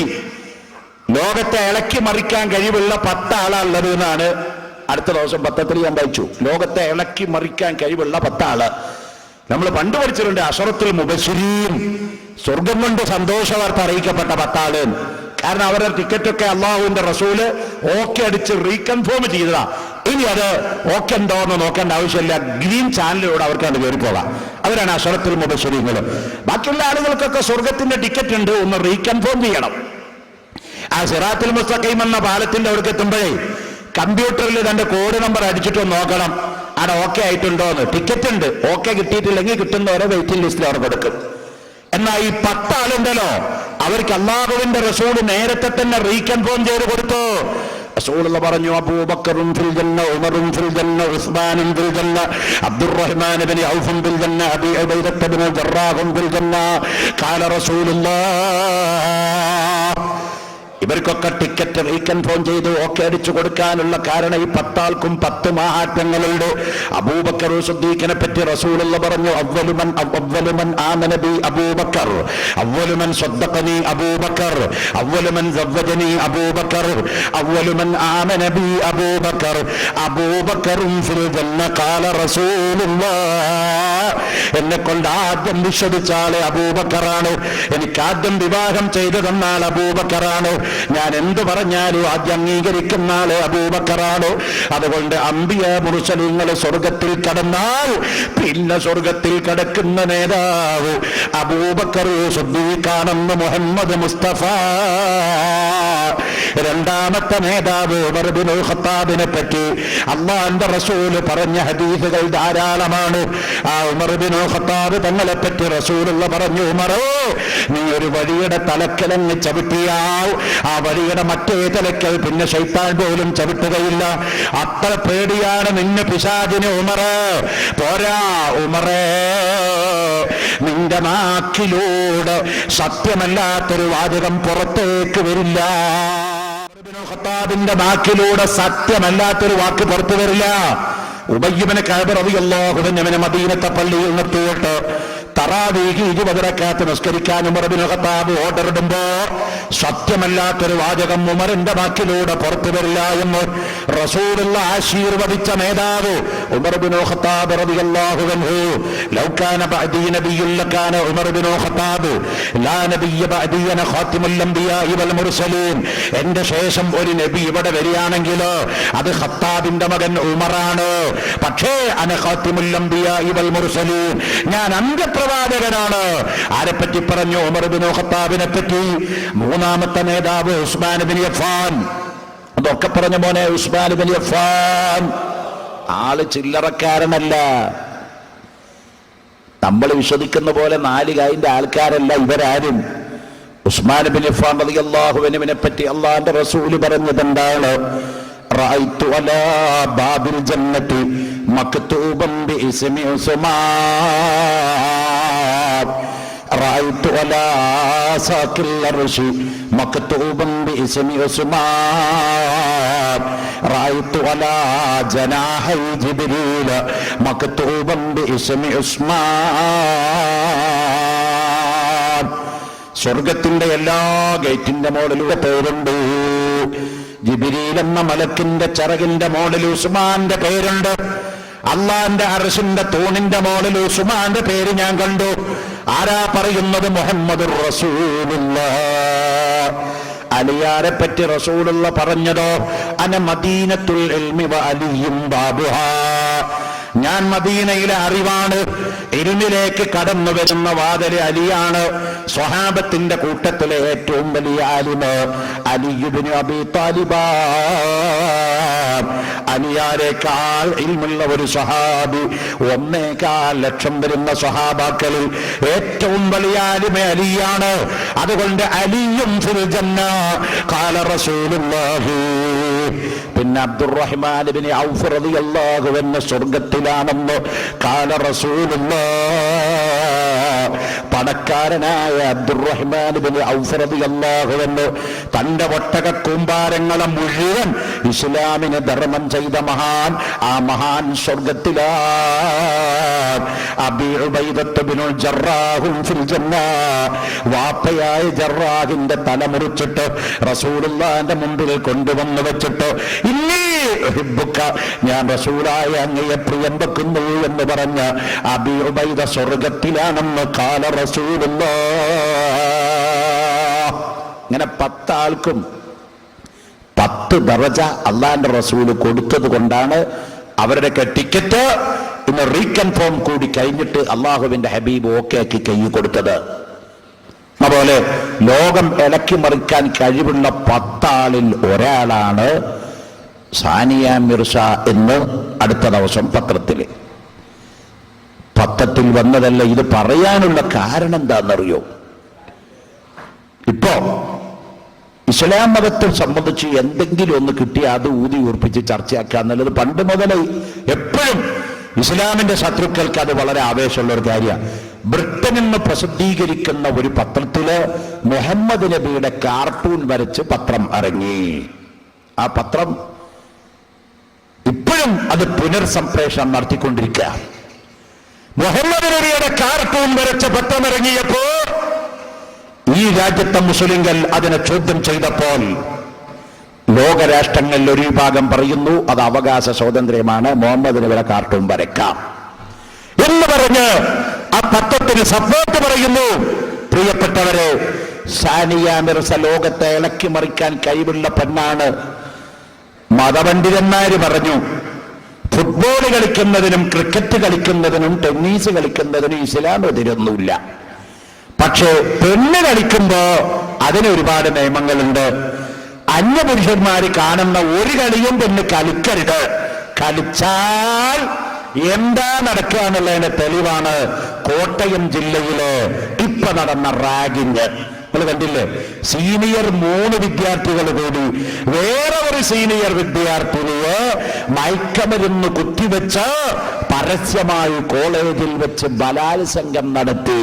ഇത് പറയാൻ വേണ്ടി ആ കോളേജിന്റെ പ്രിൻസിപ്പൽ അദ്ദേഹിയോട് ചെന്നുകൊണ്ട് പറഞ്ഞപ്പോ ആ പെണ്ണായ അദ്ദേഹി പറഞ്ഞത് അതൊക്കെ സർവ്വസാധാരണയാണ് മക്കളെ, കുട്ടികളാകുമ്പോ അങ്ങനെയൊക്കെ ഉണ്ടാവും. കണ്ടോ, ലോകം ഇതാണോ പുരോഗമനം? എന്റെ പ്രിയപ്പെട്ടവരെ, ഇതാണോ പുരോഗമനം?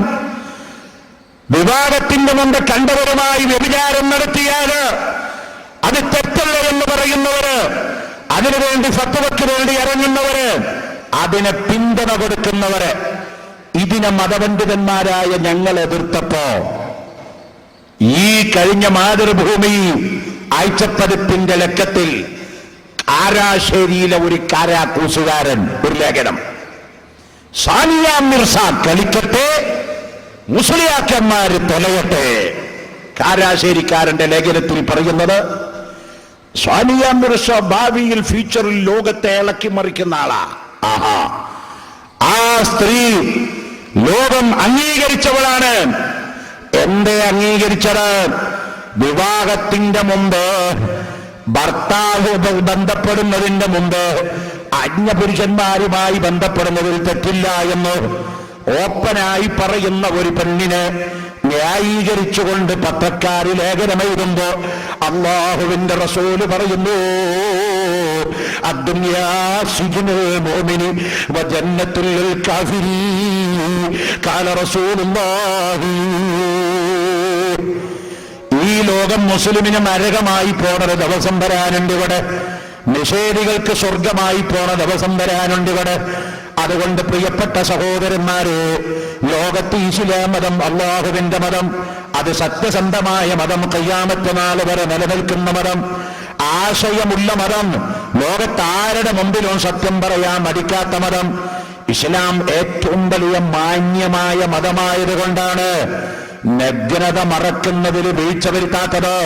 നിങ്ങൾ കണ്ടോ, ബഹുമാനപ്പെട്ട അഷ്റഫുൽ ഖൽഖ് മുഹമ്മദുർ റസൂലുള്ളാഹി തങ്ങളുടെ പ്രിയപ്പെട്ട ഭാര്യയായ ബീബി ആയിഷ റളിയല്ലാഹു അൻഹാ, ആയിഷ ബീബി റളിയല്ലാഹു തആല അൻഹയുടെ ചരിത്രം നോക്കുമ്പോൾ കാണാം, ബീബി ആയിഷ റളിയല്ലാഹു അൻഹ സർവ്വ സംഭവങ്ങളും അള്ളാഹുവിന്റെ റസൂലുമായി ജീവിച്ച എല്ലാം രേഖപ്പെടുത്തി വെച്ച മഹദിയാണ് ആയിഷ റളിയല്ലാഹു അൻഹ. ആ ആയിഷ ബീബി രേഖപ്പെടുത്തി വെച്ചതിൽ കാണാം, അള്ളാഹുവിന്റെ റസൂല് മരിക്കുന്നത് വരെ ഒറ്റ പ്രാവശ്യം പോലും എന്റെ നഗ്നത മുഹമ്മദ് നബി കണ്ടിട്ടില്ല, മുഹമ്മദ് നബിയുടെ നഗ്നത ഞാനും കണ്ടിട്ടില്ല.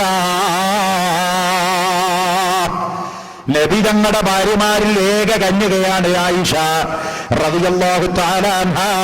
ആ കന്യകയായ റസൂലുള്ള മരിക്കുമ്പോ 17 വയസ്സ് പ്രായമുള്ള ആയിഷ എഴുതി വെക്കുകയാണ്, മുഹമ്മദ് നബി എന്റെ നഗ്നത കണ്ടിട്ടില്ല, ഞാനും മുഹമ്മദ് നബിയുടെ നഗ്നത കണ്ടിട്ടില്ല. എന്താ കാരണം? ഭാര്യയ്ക്ക് വേണമെങ്കിൽ ഭർത്താവിന്റെ നഗ്നത കാണാം, ഭർത്താവിന് വേണമെങ്കിൽ ഭാര്യയുടെ നഗ്നതയും കാണാം. എത്രത്തോളോ ഭാര്യ മരണപ്പെട്ട് കഴിഞ്ഞാൽ ഭർത്താവിന് വേണമെങ്കിലോ ഭാര്യയുടെ ജനാസ കുളിപ്പിക്കാൻ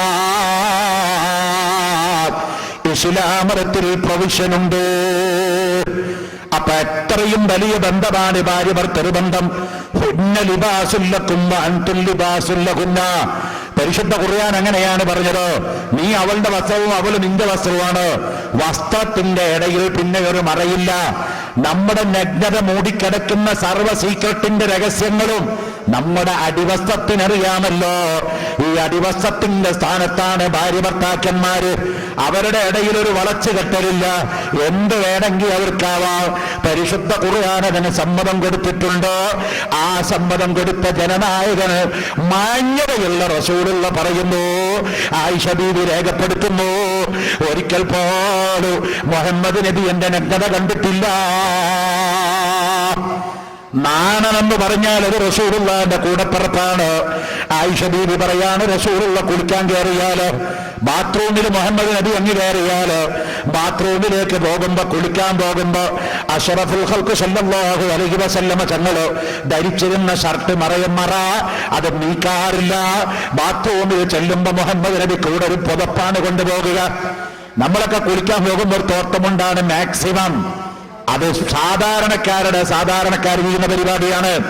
പുരോഗമനവാദികൾ നഗ്നവാന്മാരായി കുളി റൂമിൽ കുളിക്കുന്നതാണ് ഏറ്റവും വലിയ ഫാഷൻ.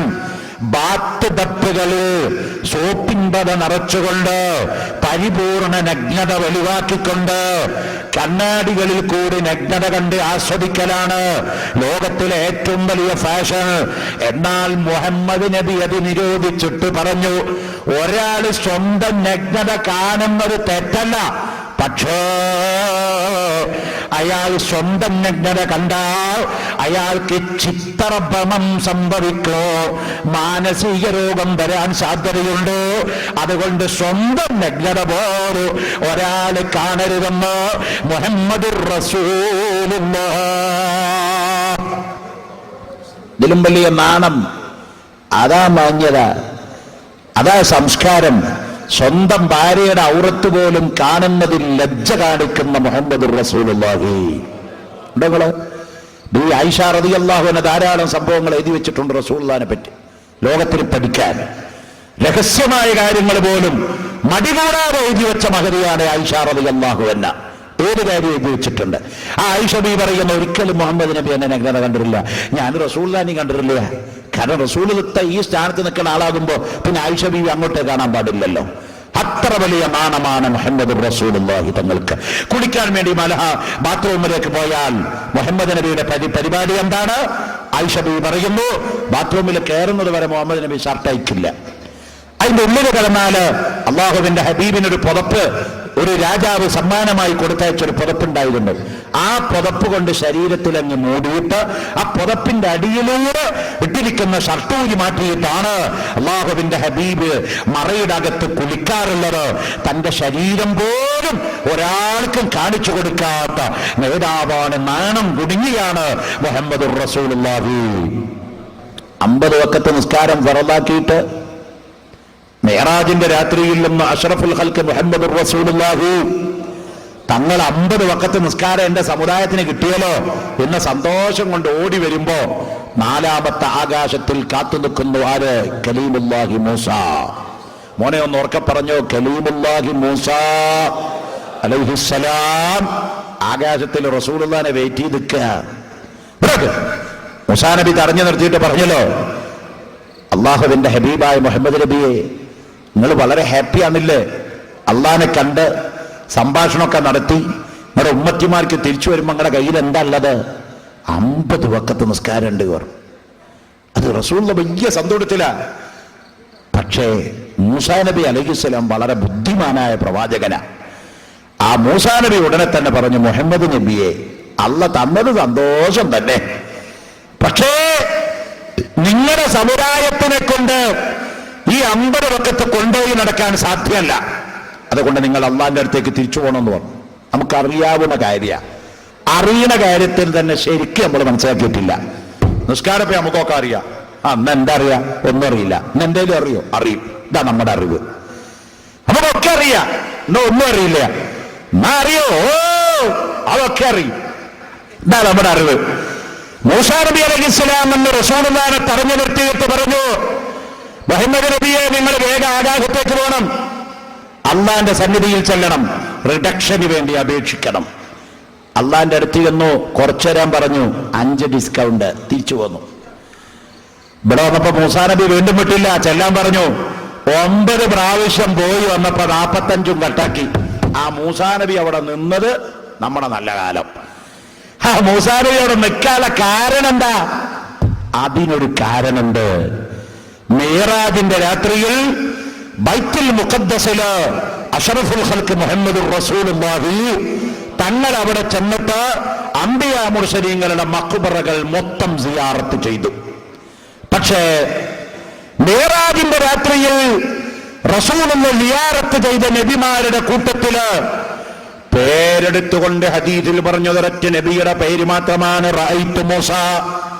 മൂസാ നബി അലൈഹിസ്സലാമിന്റെ ഖബറിന്റെ അടുത്ത് എന്ന് ഞാൻ അസ്സലാമു അലൈക്കും യാ കലീമുല്ലാഹി മൂസ എന്ന് പറഞ്ഞപ്പോ മൂസാ നബി അലൈഹിസ്സലാമിനെ ഞാൻ ഖബറിൽ കണ്ടത് എങ്ങനെയാണ്? വഹുവ മൂസാ നബി ഖബറിൽ എഴുന്നേറ്റ് നിസ്കരിക്കുന്നു.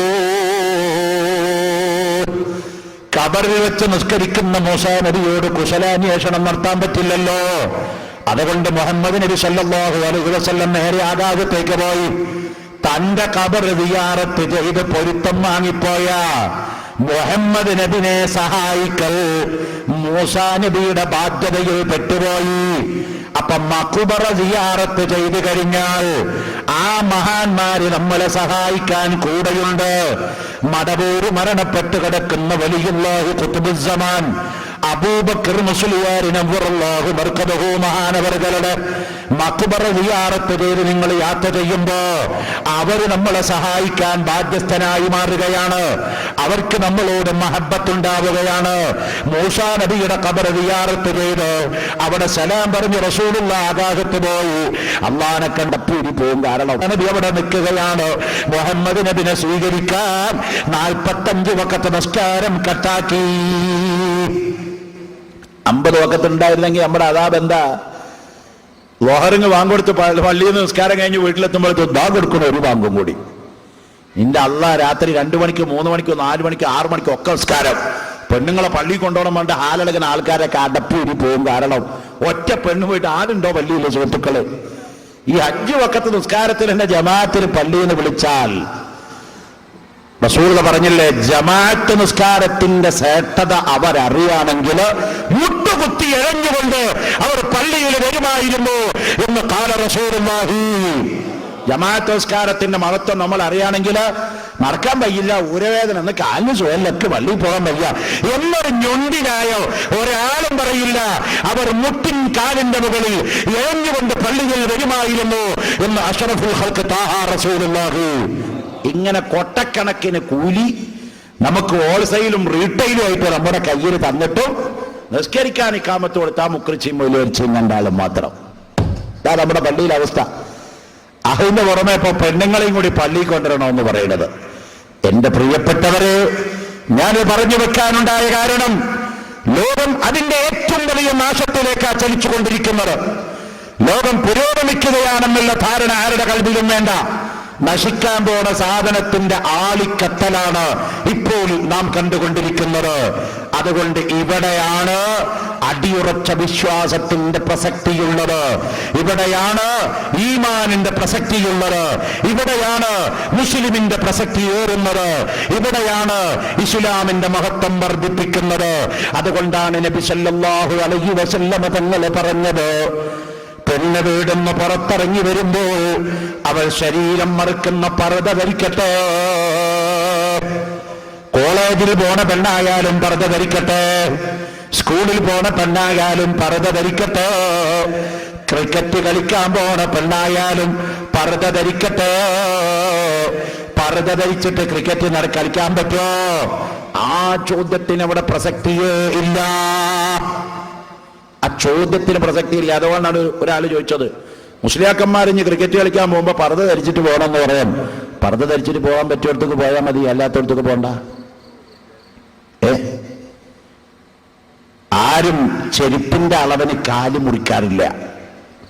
കാലിന്റെ അളവിന് നോക്കിയിട്ടാ ചെരുപ്പുണ്ടാക്കുക. ചെരുപ്പ് കുറച്ച് നിങ്ങളൊക്കെ ഓടിപ്പോയി വെച്ചിട്ട് കാല് കൊത്തി മുറിച്ച് ചെരുപ്പിന്റെ ഉള്ളിൽ കാലിടാറുണ്ടോ? അത് ബുദ്ധിയല്ല സഹോദരന്മാരെ. അതുകൊണ്ട് ഇസ്ലാം അല്ലാഹുവിന്റെ മതാണ്. പെണ്ണിന്റെ സുരക്ഷിതത്വത്തിന് വേണ്ടിയാ പറഞ്ഞത്. പെണ്ണ് പർദ്ദ തന്നെ ധരിക്കണം. അന്യപുരുഷന്റെ മുമ്പില് ആവശ്യമില്ലാതെ പെണ്ണ് പുറത്തിറങ്ങരുത്. കലയുടെ പേരിലായാലും വിദ്യാഭ്യാസത്തിന്റെ പേരിലായാലും അത് അനുവദനീയമല്ല എന്ന് റസൂലുള്ള പറഞ്ഞത് അള്ള പറയിപ്പിച്ചതാണ്. കാരണം മുഹമ്മദ് നബി ഒരു കാര്യം പറയണോ?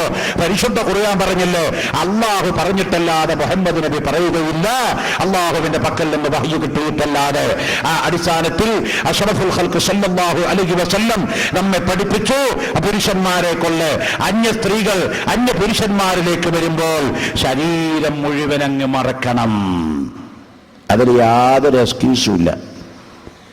കണ്ടങ്ങള് ലോകത്ത് ഞാൻ പണ്ട് മോലെയാണ് എന്ന് വയൽ തുടങ്ങി അന്ന് മോലെ ഈ പെണ്ണുങ്ങളുടെ വയൽ പറയുമ്പോൾ പറയുന്ന ഒരു ചോദ്യമുണ്ട്. ഇന്ന് വരെ അതിന് മറുപടി ഉണ്ടായിട്ടില്ല, ആൻസർ ഇല്ലാത്തൊരു ചോദ്യം.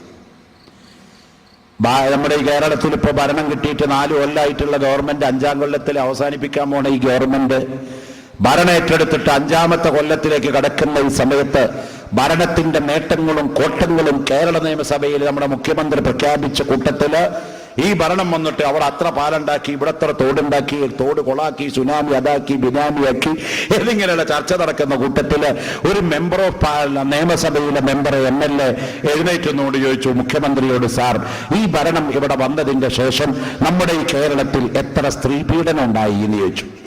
ഗവൺമെന്റിന്റെ കയ്യിൽ എല്ലാത്തിനും കണക്കുണ്ടല്ലോ, എല്ലാം കണക്ക് വെച്ച് നടക്കുന്ന ഒരു വകുപ്പാണല്ലോ ഈ ഗവൺമെന്റ് വകുപ്പ്.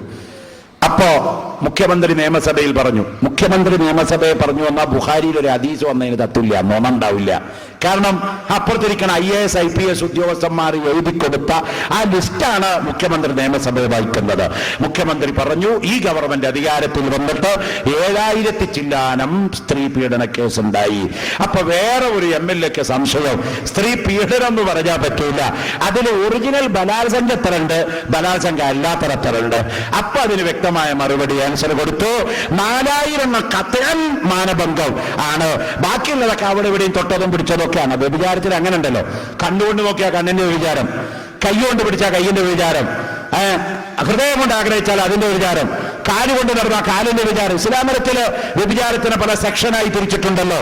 അപ്പൊ ഒറിജിനൽ വ്യഭിചാരം ലൈംഗിക ബന്ധം 4000 ചില്ലാനുണ്ട് എന്ന് പറഞ്ഞു. ഈ 4000 ചില്ലാനം വ്യഭിചാരം, പച്ച വ്യഭിചാരം നമ്മുടെ കേരളത്തിൽ 4 കൊല്ലത്തിന്റെ ഉള്ളിൽ നടന്നതായി ഗവൺമെന്റിന്റെ കണക്ക്. ഇത് അനധികൃതമായതിന് അംഗീകരിച്ച വ്യഭിചാരമുണ്ട്. അങ്ങക്കറിയില്ലേ? അംഗീകരിച്ച വ്യഭിചാരമുണ്ട്. കോഴിക്കോടുണ്ട്, കണ്ണൂരുണ്ട്, കാസർഗോഡുണ്ട്, തൃശ്ശൂരുണ്ട്. അതാ ഇന്ത്യൻ ഭരണഘടനയുടെ 347 വകുപ്പ് ഭരണഘടനയിൽ നിന്ന് മാറ്റപ്പെടാൻ പോവുകയാണ്. നിയമവിദഗ്ധന്മാര് ഡൽഹിയിൽ ഇതിനു വേണ്ടി ചർച്ച നടത്തുക. എന്താ പോനെ 347 വകുപ്പ്? 347 വകുപ്പ് പ്രകാരം വ്യഭിചാരം ഇന്ത്യയിൽ നിഷിദ്ധമാണ്. വ്യഭിചരിച്ചാൽ കുറ്റമാണ്. 347 വകുപ്പ് അതാ പറയുന്നത്. നിയമവിദഗ്ധന്മാര് പറയുന്നു വ്യഭിചാരം കുറ്റമാണ് എന്ന് പറഞ്ഞതാണ് എയ്ഡ്സ് വർദ്ധിക്കാനുള്ള കാരണം. അതുകൊണ്ട് വ്യഭിചാരം കുറ്റമല്ലാതെ ആർക്കും എവിടെയും ഏത് സാഹചര്യത്തിലും വ്യഭിചരിക്കാം എന്ന ഓർഡർ ഇട്ട് പോയാല് എയ്ഡ്സ് കുറഞ്ഞു പോകുമെന്നാണ് 10 നിയമവിദഗ്ധന്മാര് പറയുന്നത്. സുബ്ഹാനല്ലാഹ്. ഈ രാജ്യത്തിന്റെ വകുപ്പിൽ നിന്ന് 347 വകുപ്പ് നീക്കം ചെയ്ത് പച്ച വ്യഭിചാരത്തിന് ഇവിടെ ഓർഡർ കൊടുക്കുന്ന കാലം വന്നാൽ അപ്പോഴാണ് റസൂലുള്ള പറഞ്ഞത്, ഭൂമി ലോകത്ത് ജീവിക്കുന്ന സാലിഹീങ്ങളൊക്കെ ദ്വാരന്നു പോകും. പഠിച്ചവന് ഈ ദുനിയാവിൽ നിന്ന് ജീവിക്കുന്നതിനേക്കാൾ നല്ലത് മരിക്കലാകുന്നു. കൺമുമ്പിൽ വെച്ച് മകളെ ബലാത്സംഗം ചെയ്യുന്ന കാലോ, കൺമുന്നിൽ വെച്ച് ഭാര്യയെ വ്യഭിചരിക്കപ്പെടുന്ന കാലോ, അത് ചോദ്യം ചെയ്യാൻ നിയമമില്ലാത്ത കാലോ നമ്മുടെ നാട്ടിൽ വരാൻ പോകുന്ന മുസ്ലിംകളെ, ഇത് ഫാഷന്റെ മറവിലോ, ഇത് സംസ്കാരത്തിന്റെ മറവിലോ, ഇത് പുരോഗമനത്തിന്റെ മറവിലോ, ഇതിന് ബുദ്ധിയുള്ള ബുദ്ധിജീവികളെന്ന് പറയുന്ന തലതിരിഞ്ഞവർക്കല്ലാതെ അംഗീകരിക്കാൻ പറ്റുമോ? ഇസ്ലാം മതം മാന്യതയുടെ മതമാണ്. അതുകൊണ്ട് ഇസ്ലാം മതം പറഞ്ഞു പോയി ഒരന്യ പെണ്ണിനെ ആഗ്രഹിച്ചുകൊണ്ട് നിന്റെ കൽബിൽ വെച്ച് നടന്നാൽ അത് ഹൃദയത്തിന്റെ വ്യഭിചാരമാണ്, ശിക്ഷ കിട്ടുന്നതാണ്. ഒരന്യ പെണ്ണിനെ കൈകൊണ്ട് തൊട്ടാൽ അത് സ്പർശനത്തിന്റെ വ്യഭിചാരമാണ്, അതിന് അല്ലാഹുവിന്റെ ഭാഗത്തു നിന്ന് ശിക്ഷ ലഭിക്കുന്നതാണ്. ഇസ്ലാം മതം കർക്കശമായി നിരോധിച്ചു വ്യഭിചാരത്തെ. 4000 ചില്ലാനം ബലാത്സംഗ കേസ് നമ്മുടെ കേരളത്തിൽ നടന്നതില് ചുരിദാർ ധരിച്ച്, സാരി ധരിച്ച, അതുപോലെ തന്നെ ലാച്ച ധരിച്ച, മറ്റ് മിഡി ടോപ്പ് ധരിച്ച, വിവിധ രംഗുള്ള വസ്ത്രം ധരിച്ചവരാണ് മാനഭംഗത്തിനിരയായത്. ഈ വയല് കേൾക്കുന്ന ആണിനോടും പെണ്ണിനോടും ചോദിക്കട്ടെ, എവിടെങ്കിലും ഒരു സ്ഥലത്ത് മൂക്കിന്റെ കീപ്പട്ട് ഉലകത്തിൽ എവിടെങ്കിലും ഒരു സ്ഥലത്ത് ഇസ്ലാമിക വേഷവിധാനമായ പർദ്ദ ധരിച്ചുപോയ പെണ്ണിന് ഒരാൾ മാനഭംഗപ്പെടുത്തിയതായി ഒരു ഗവൺമെന്റിന്റെ കയ്യിലും തെളിവ് കാണാനില്ല. സുബ്ഹാനല്ലാഹ്. പെണ്ണിന്റെ പ്രൊട്ടക്ഷൻ പർദ്ദ തന്നെയാണ്. അത് യൂണിഫോമാണ്, ഇസ്ലാമിന്റെ ഐഡന്റിറ്റിയാണ്. അതാദ്യമായി യൂസ് ചെയ്തത് ബഹുമാനപ്പെട്ട ഐഷത്ത് സിദ്ദീഖ റളിയല്ലാഹു അൻഹയാണ്. ആ വസ്ത്രം ധാരാളം മഹദികൾ ധരിച്ച വസ്ത്രമാണ്. ആ വസ്ത്രം ധാരാളം അള്ളാഹു പൊരുത്തപ്പെട്ട സാലിഹീങ്ങൾ ധരിച്ച വസ്ത്രമാണ്. ആ വസ്ത്രം അള്ളാഹ് സമ്മാനിച്ച വസ്ത്രമാണ്. ആ വസ്ത്രം മുഹമ്മദ് നബി സല്ലല്ലാഹു അലൈഹി വസല്ലമ തങ്ങൾക്ക് അള്ളാഹു അറിയിച്ചു കൊടുത്ത പ്രൊട്ടക്ഷൻ വസ്ത്രമാണ്. അത് ഖിയാമത്ത് നാൾ വരെ അതിന്റെ അന്തസത്ത ചോദ്യം ചെയ്യാൻ ഒരു സൃഷ്ടിക്കും സാധ്യമല്ല. കേട്ടോ? അതുകൊണ്ട് ഇസ്ലാം മതം ഒരു കാര്യം ലോകത്ത് പറഞ്ഞാൽ ആ കാര്യത്തെ സംബന്ധിച്ച് പിന്നെ നിങ്ങൾ സംശയിക്കേ വേണ്ട. ഇപ്പൊ നിങ്ങൾ കണ്ടോ, ഇല്ലെങ്കില്ല, ജായിസായ കാര്യമാണ്, മാറും ചെയ്യാം, മാറാതിരിക്കും ചെയ്യാം. അങ്ങനെ ധാരാളം സംഭവങ്ങൾ ഉണ്ടായിട്ടുണ്ടല്ലോ. ബഹുമാനപ്പെട്ട അഷ്റഫുൽ ഖൽഖ് മുഹമ്മദുർ റസൂലുള്ളാഹി സല്ലല്ലാഹു അലൈഹി വസല്ലമ തങ്ങൾ പറഞ്ഞു, ഒരാൾ രാത്രി ഉറങ്ങാൻ കിടക്കുന്നതിന് മുമ്പ് ബിസ്മില്ലാഹില്ലദീ ലാ യദുറു മഅ ഇസ്മിഹി ശൈഉൻ ഫിൽ അർളി വലാ ഫിസ് സമാഇ വഹുവ സമീഉൽ അലീം എന്ന 3 വട്ടം ചൊല്ലിക്കിടന്നാൽ വിഷം കുത്തിയാലും അയാളുടെ ശരീരത്തിലേക്ക് വിഷം കയറുകയില്ല. ഇത് പറഞ്ഞപ്പോ പരിഹസിച്ചു ചില ആളുകള്. പെരുമ്പടപ്പ് കുഞ്ഞാമത് മുസ്ലിയാറെ തൊട്ടടുത്ത കിണറിന്ന് വെള്ളം മുക്കിക്കൊടുക്കുന്നതിനെ ചോദ്യം ചെയ്തു. സുബ്ഹാനല്ലാഹ്. കുഞ്ഞഹമ്മദ് മുസ്ലിയാർ മഹാനവർകൾ പരിശുദ്ധ ഹജ്ജിന് പോകാൻ പുറപ്പെട്ട സമയത്ത് ആ പെരുമ്പടപ്പിന്റെ ചുറ്റുഭാഗത്തുള്ള മാലോകര് വന്ന് ആണും പെണ്ണും ഹിന്ദുവും മുസ്ലിമും ക്രിസ്ത്യാനിയും നായരും നമ്പൂരി എല്ലാവരും അള്ളാഹുവിന്റെ ഔലിയാക്കളിൽപ്പെട്ട മഹാനെ ചുറ്റി വളഞ്ഞിട്ട് പറഞ്ഞു, തങ്ങളെ നിങ്ങളെ ഹജ്ജിന് പോയാൽ ഞങ്ങളുടെ കുട്ടികൾക്കോ ഞങ്ങൾക്കോ വല്ല രോഗം വന്നാല് ഞങ്ങൾ ആരോടാണ് അഭയം പറയുക? അപ്പ ബഹുമാനപ്പെട്ട കുഞ്ഞഹമ്മദ് മുസ്ലിയാർ ഒരു ഗ്ലാസ് വെള്ളമെടുത്ത് മന്ത്രിച്ചിട്ട് തൊട്ടടുത്ത് കിടക്കുന്ന കിണറിലങ്ങ് ഒഴിച്ചിട്ട് പറഞ്ഞു, എന്റെ ജീവിതകാലം മാത്രമല്ല മരണശേഷവും നിങ്ങൾക്ക് വല്ല വിഷമവും വന്നാല് ഈ കിണറിലെ വെള്ളം കുടിച്ചാൽ അല്ലാഹു നിങ്ങൾക്ക് ശിഫായി തരും. അതിശക്തമായ പാമ്പ് കടിച്ച വിഷം, ബ്ലഡിൽ കയറിയ വിഷം വരെ പെരുമ്പടപ്പ് കുഞ്ഞഹമ്മദ് മുസ്ലിയാരുടെ കിണറ്റിലെ വെള്ളം കുടിച്ചാൽ മാറിപ്പോകുന്നില്ലേ? ഇപ്പോൾ അത് ലോകം അംഗീകരിക്കുന്നു. മന്ത്രശക്തി കൊണ്ട് വിഷത്തെ ശരീരത്തുനിന്ന് ആട്ടിയകറ്റാനുള്ള കഴിവുണ്ട്.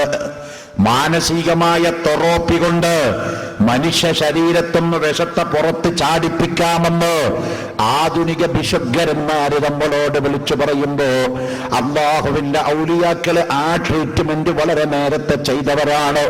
അതെ, ബിസ്മില്ലാഹില്ലദീ ലാ യദുറു മഅസ്മിഹി ശൈഉൻ ഫിൽ അർളി വലാ ഫിസ് സമാഇ വഹുവസ് സമീഉൽ അലീം. ബഹുമാനപ്പെട്ട ഖുതുബി മുഹമ്മദ് മുസ്ലിയാർ, ബഹുമാനപ്പെട്ട ശംസുൽ ഉലമാ മൗലാന ഖുതുബി മുഹമ്മദ് മുസ്ലിയാർ നവ്വറല്ലാഹു മർകദഹു വനഫഅനാ ബിബറകാതിഹി വബിഉലൂമിഹി ഫിദ്ദാറൈൻ. ഖുതുബി ഉസ്താദിനെ പരിചയമില്ലാത്ത ആളുകൾ ലോകത്തുണ്ടാവില്ല. മഹാനായ ഖുതുബി മുഹമ്മദ് മുസ്ലിയാർ കണ്ണൂർ ജില്ലയിലെ ഒരു സ്ഥലത്ത് മുദർരിസായി സേവനം ചെയ്യുമ്പോ ഒരു കല്യാണ സദസ്സിലേക്ക് പോകുമ്പോ കാലിൽ ഒരു അത്യുഗ്രൻ പാമ്പങ്ങ് കടിച്ചു. ഖുതുബി മുഹമ്മദ് മുസ്ലിയാരെ പാമ്പ് കടിക്കുന്നത് കൂടെ വരുന്ന ശിഷ്യന്മാര് കാണുന്നു. ഉസ്താദിനെ പാമ്പ് കടിക്കുന്നു, ഉഗ്രവിഷമുള്ള സർപ്പമാ കടിക്കുന്നത്. പക്ഷേ മുതഅല്ലിമീങ്ങൾക്ക് ഖുതുബിയോട് ചോദ്യം ചെയ്യാൻ ധൈര്യമില്ല. ബഹുമാനം കൂടിയ അങ്ങനെ ഉണ്ടാവും. ബഹുമാനം കൂടിയാ ചോദിക്കാനും പറയാനും ധൈര്യം ഉണ്ടാവില്ല. കണ്ടോ, ബഹുമാനപ്പെട്ട അഷ്റഫുൽ ഖൽഖ് മുഹമ്മദുർ റസൂലുള്ളാഹി സ്വല്ലല്ലാഹു അലൈഹി വസല്ലമ തങ്ങള് ഒരു സമയത്ത് മദീനയിലെ പള്ളിയില് ലഹറോ അല്ലെങ്കിൽ അസറോ, മോനെ രണ്ടാമത് ഓർക്കണ ആളെന്ന് വിളിച്ചു അങ്ങോട്ട്.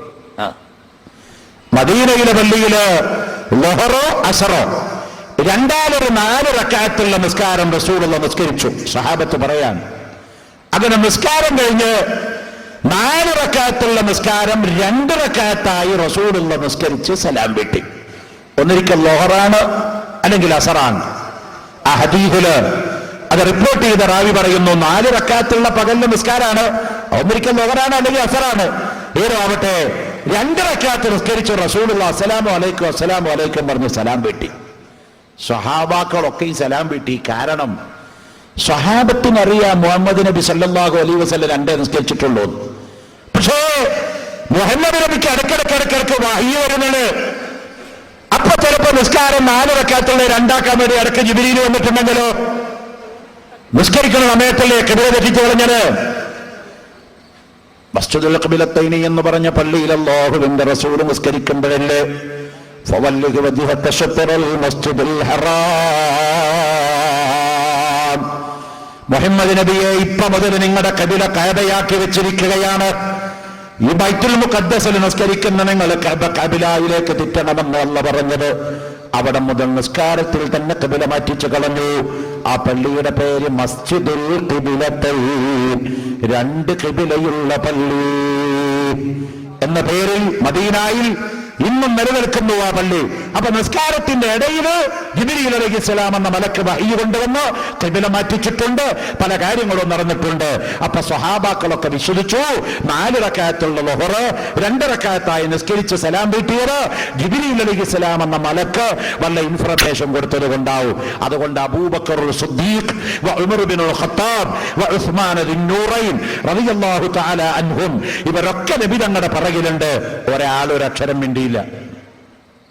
സലാമൊക്കെ വീട്ടിക്കഴിഞ്ഞപ്പോ നബി തങ്ങളുടെ പിറകിലിരിക്കുന്ന ഒരു പാവപ്പെട്ട സഹാബിയുണ്ട്, ഹദീസിൽ അയാളെ പറ്റി പറഞ്ഞിരിക്കുന്നത് ദുൽയദൈനി എന്നാണ്. അയാളെ പറ്റി അങ്ങനെ പറയാനുള്ള കാരണം അയാളെ കൈ നല്ലോണം നീളമുള്ള ആളായിരുന്നു. അപ്പോ അയാളെ സഹാബാക്കളൊക്കെ അന്ന് വിളിച്ചിരുന്നത് ദുൽയദൈനി എന്നാ. എല്ലാവർക്കും കൈയുണ്ട്, കാലുണ്ട്, പക്ഷെ ഇയാളെ ഇങ്ങനെ അഭിസംബോധന ചെയ്തത് അയാളുടെ കൈ നല്ലോണം നീളമുള്ള ആളായതുകൊണ്ട് ദുൽയദൈനി എന്ന അപരനാമത്തിൽ അറിയപ്പെട്ട ഈ സ്വഹാബി എഴുന്നേറ്റുകൊണ്ടുകൊണ്ട് ചോദിച്ചു,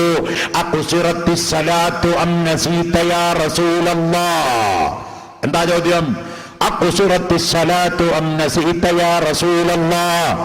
നിസ്കാരം കസറാക്കുകയാണോ അതോ നബിയോ? നിങ്ങൾ മനഃപൂർവം വിട്ടതാണോ അതോ മറന്നതാണോ? 4 റക്അത്ത് നിസ്കരിക്കേണ്ട നിസ്കാരം 2 റക്അത്ത് നിസ്കരിച്ച് സലാം വീട്ടിയത് അത് മറന്നിട്ട് ചെയ്തതാണോ അതോ കസറാക്കാൻ വേണ്ടി ഓർഡർ ഉണ്ടായതാണോ? മുഹമ്മദുർ റസൂലുള്ളാഹ്, അല്ലാഹുവിന്റെ റസൂൽ ഉടനെ തന്നെ പ്രതിവചിച്ചൂല, നിസ്കാരം കസറാക്കിയിട്ടില്ല, ഞാൻ മറന്നിട്ടില്ല. അപ്പോൾ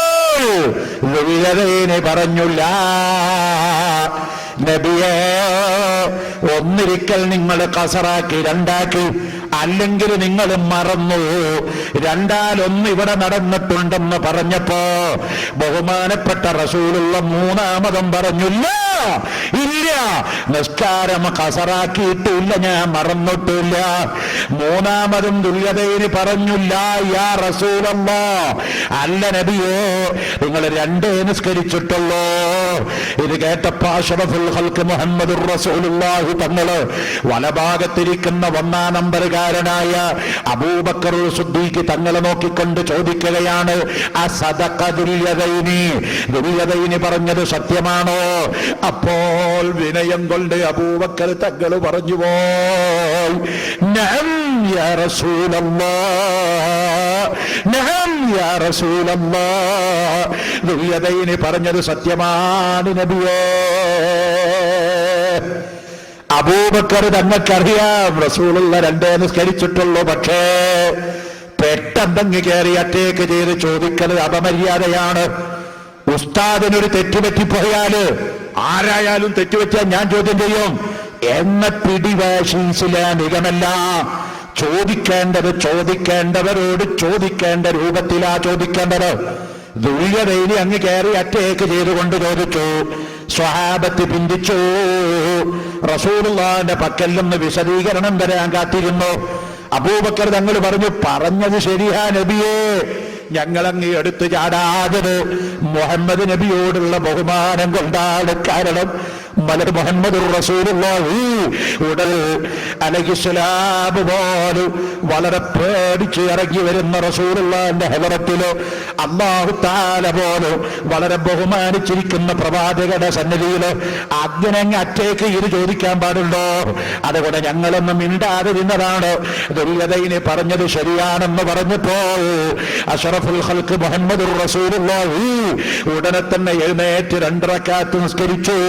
സലാം വീട്ടുന്നതിന് മുമ്പ് ശഹദിന്റെ സുജൂദ് ചെയ്തു. അങ്ങനെ എത്ര സംഭവങ്ങളുണ്ട് നബി സല്ലല്ലാഹു അലൈഹി വസല്ലമ തങ്ങളെ പറ്റി. അതുകൊണ്ട് പ്രിയപ്പെട്ട സഹോദരന്മാരെ, നാം മനസ്സിലാക്കണം, ഇസ്ലാം ഒരു കാര്യം പറഞ്ഞാല് അത് ഖിയാമത്ത് നാൾ വരെ അതിന്റെ ഗ്ലാമർ നശിക്കുകയില്ല. ബഹുമാനപ്പെട്ട പെരുമ്പടപ്പിൽ മറപെട്ട് കിടക്കുന്ന കുഞ്ഞഹമ്മദ് മുസ്ലിയാരുടെ ജീവിതകാലത്ത് അവിടുന്ന് കിണറ്റിൽ ഊതി മന്ത്രിച്ചു കൊടുത്ത വെള്ളത്തിന്റെ പവർ കൊണ്ട് എത്രയോ ആളുകൾ ഇന്നും അവിടെ കൊടിയ പാമ്പ് കടിച്ചു വിഷം ബ്ലഡിൽ കുടുങ്ങിപ്പോയ ആളുകൾ വന്നിട്ട് ആ വെള്ളം ബർക്കത്തിന് വേണ്ടി കുടിച്ചിട്ട് അവരുടെ വിഷമിറങ്ങിപ്പോകുന്ന സംഭവങ്ങൾ നമ്മുടെ കണ്ണുകൊണ്ട് കാണുകയാണ്. ഇത് ശാസ്ത്രീയമായി തെളിയിക്കപ്പെട്ട കാര്യമാണ്. ഈ കാര്യത്തിൽ യാതൊരു സംശയവുമില്ലാത്ത കാര്യമാണ്.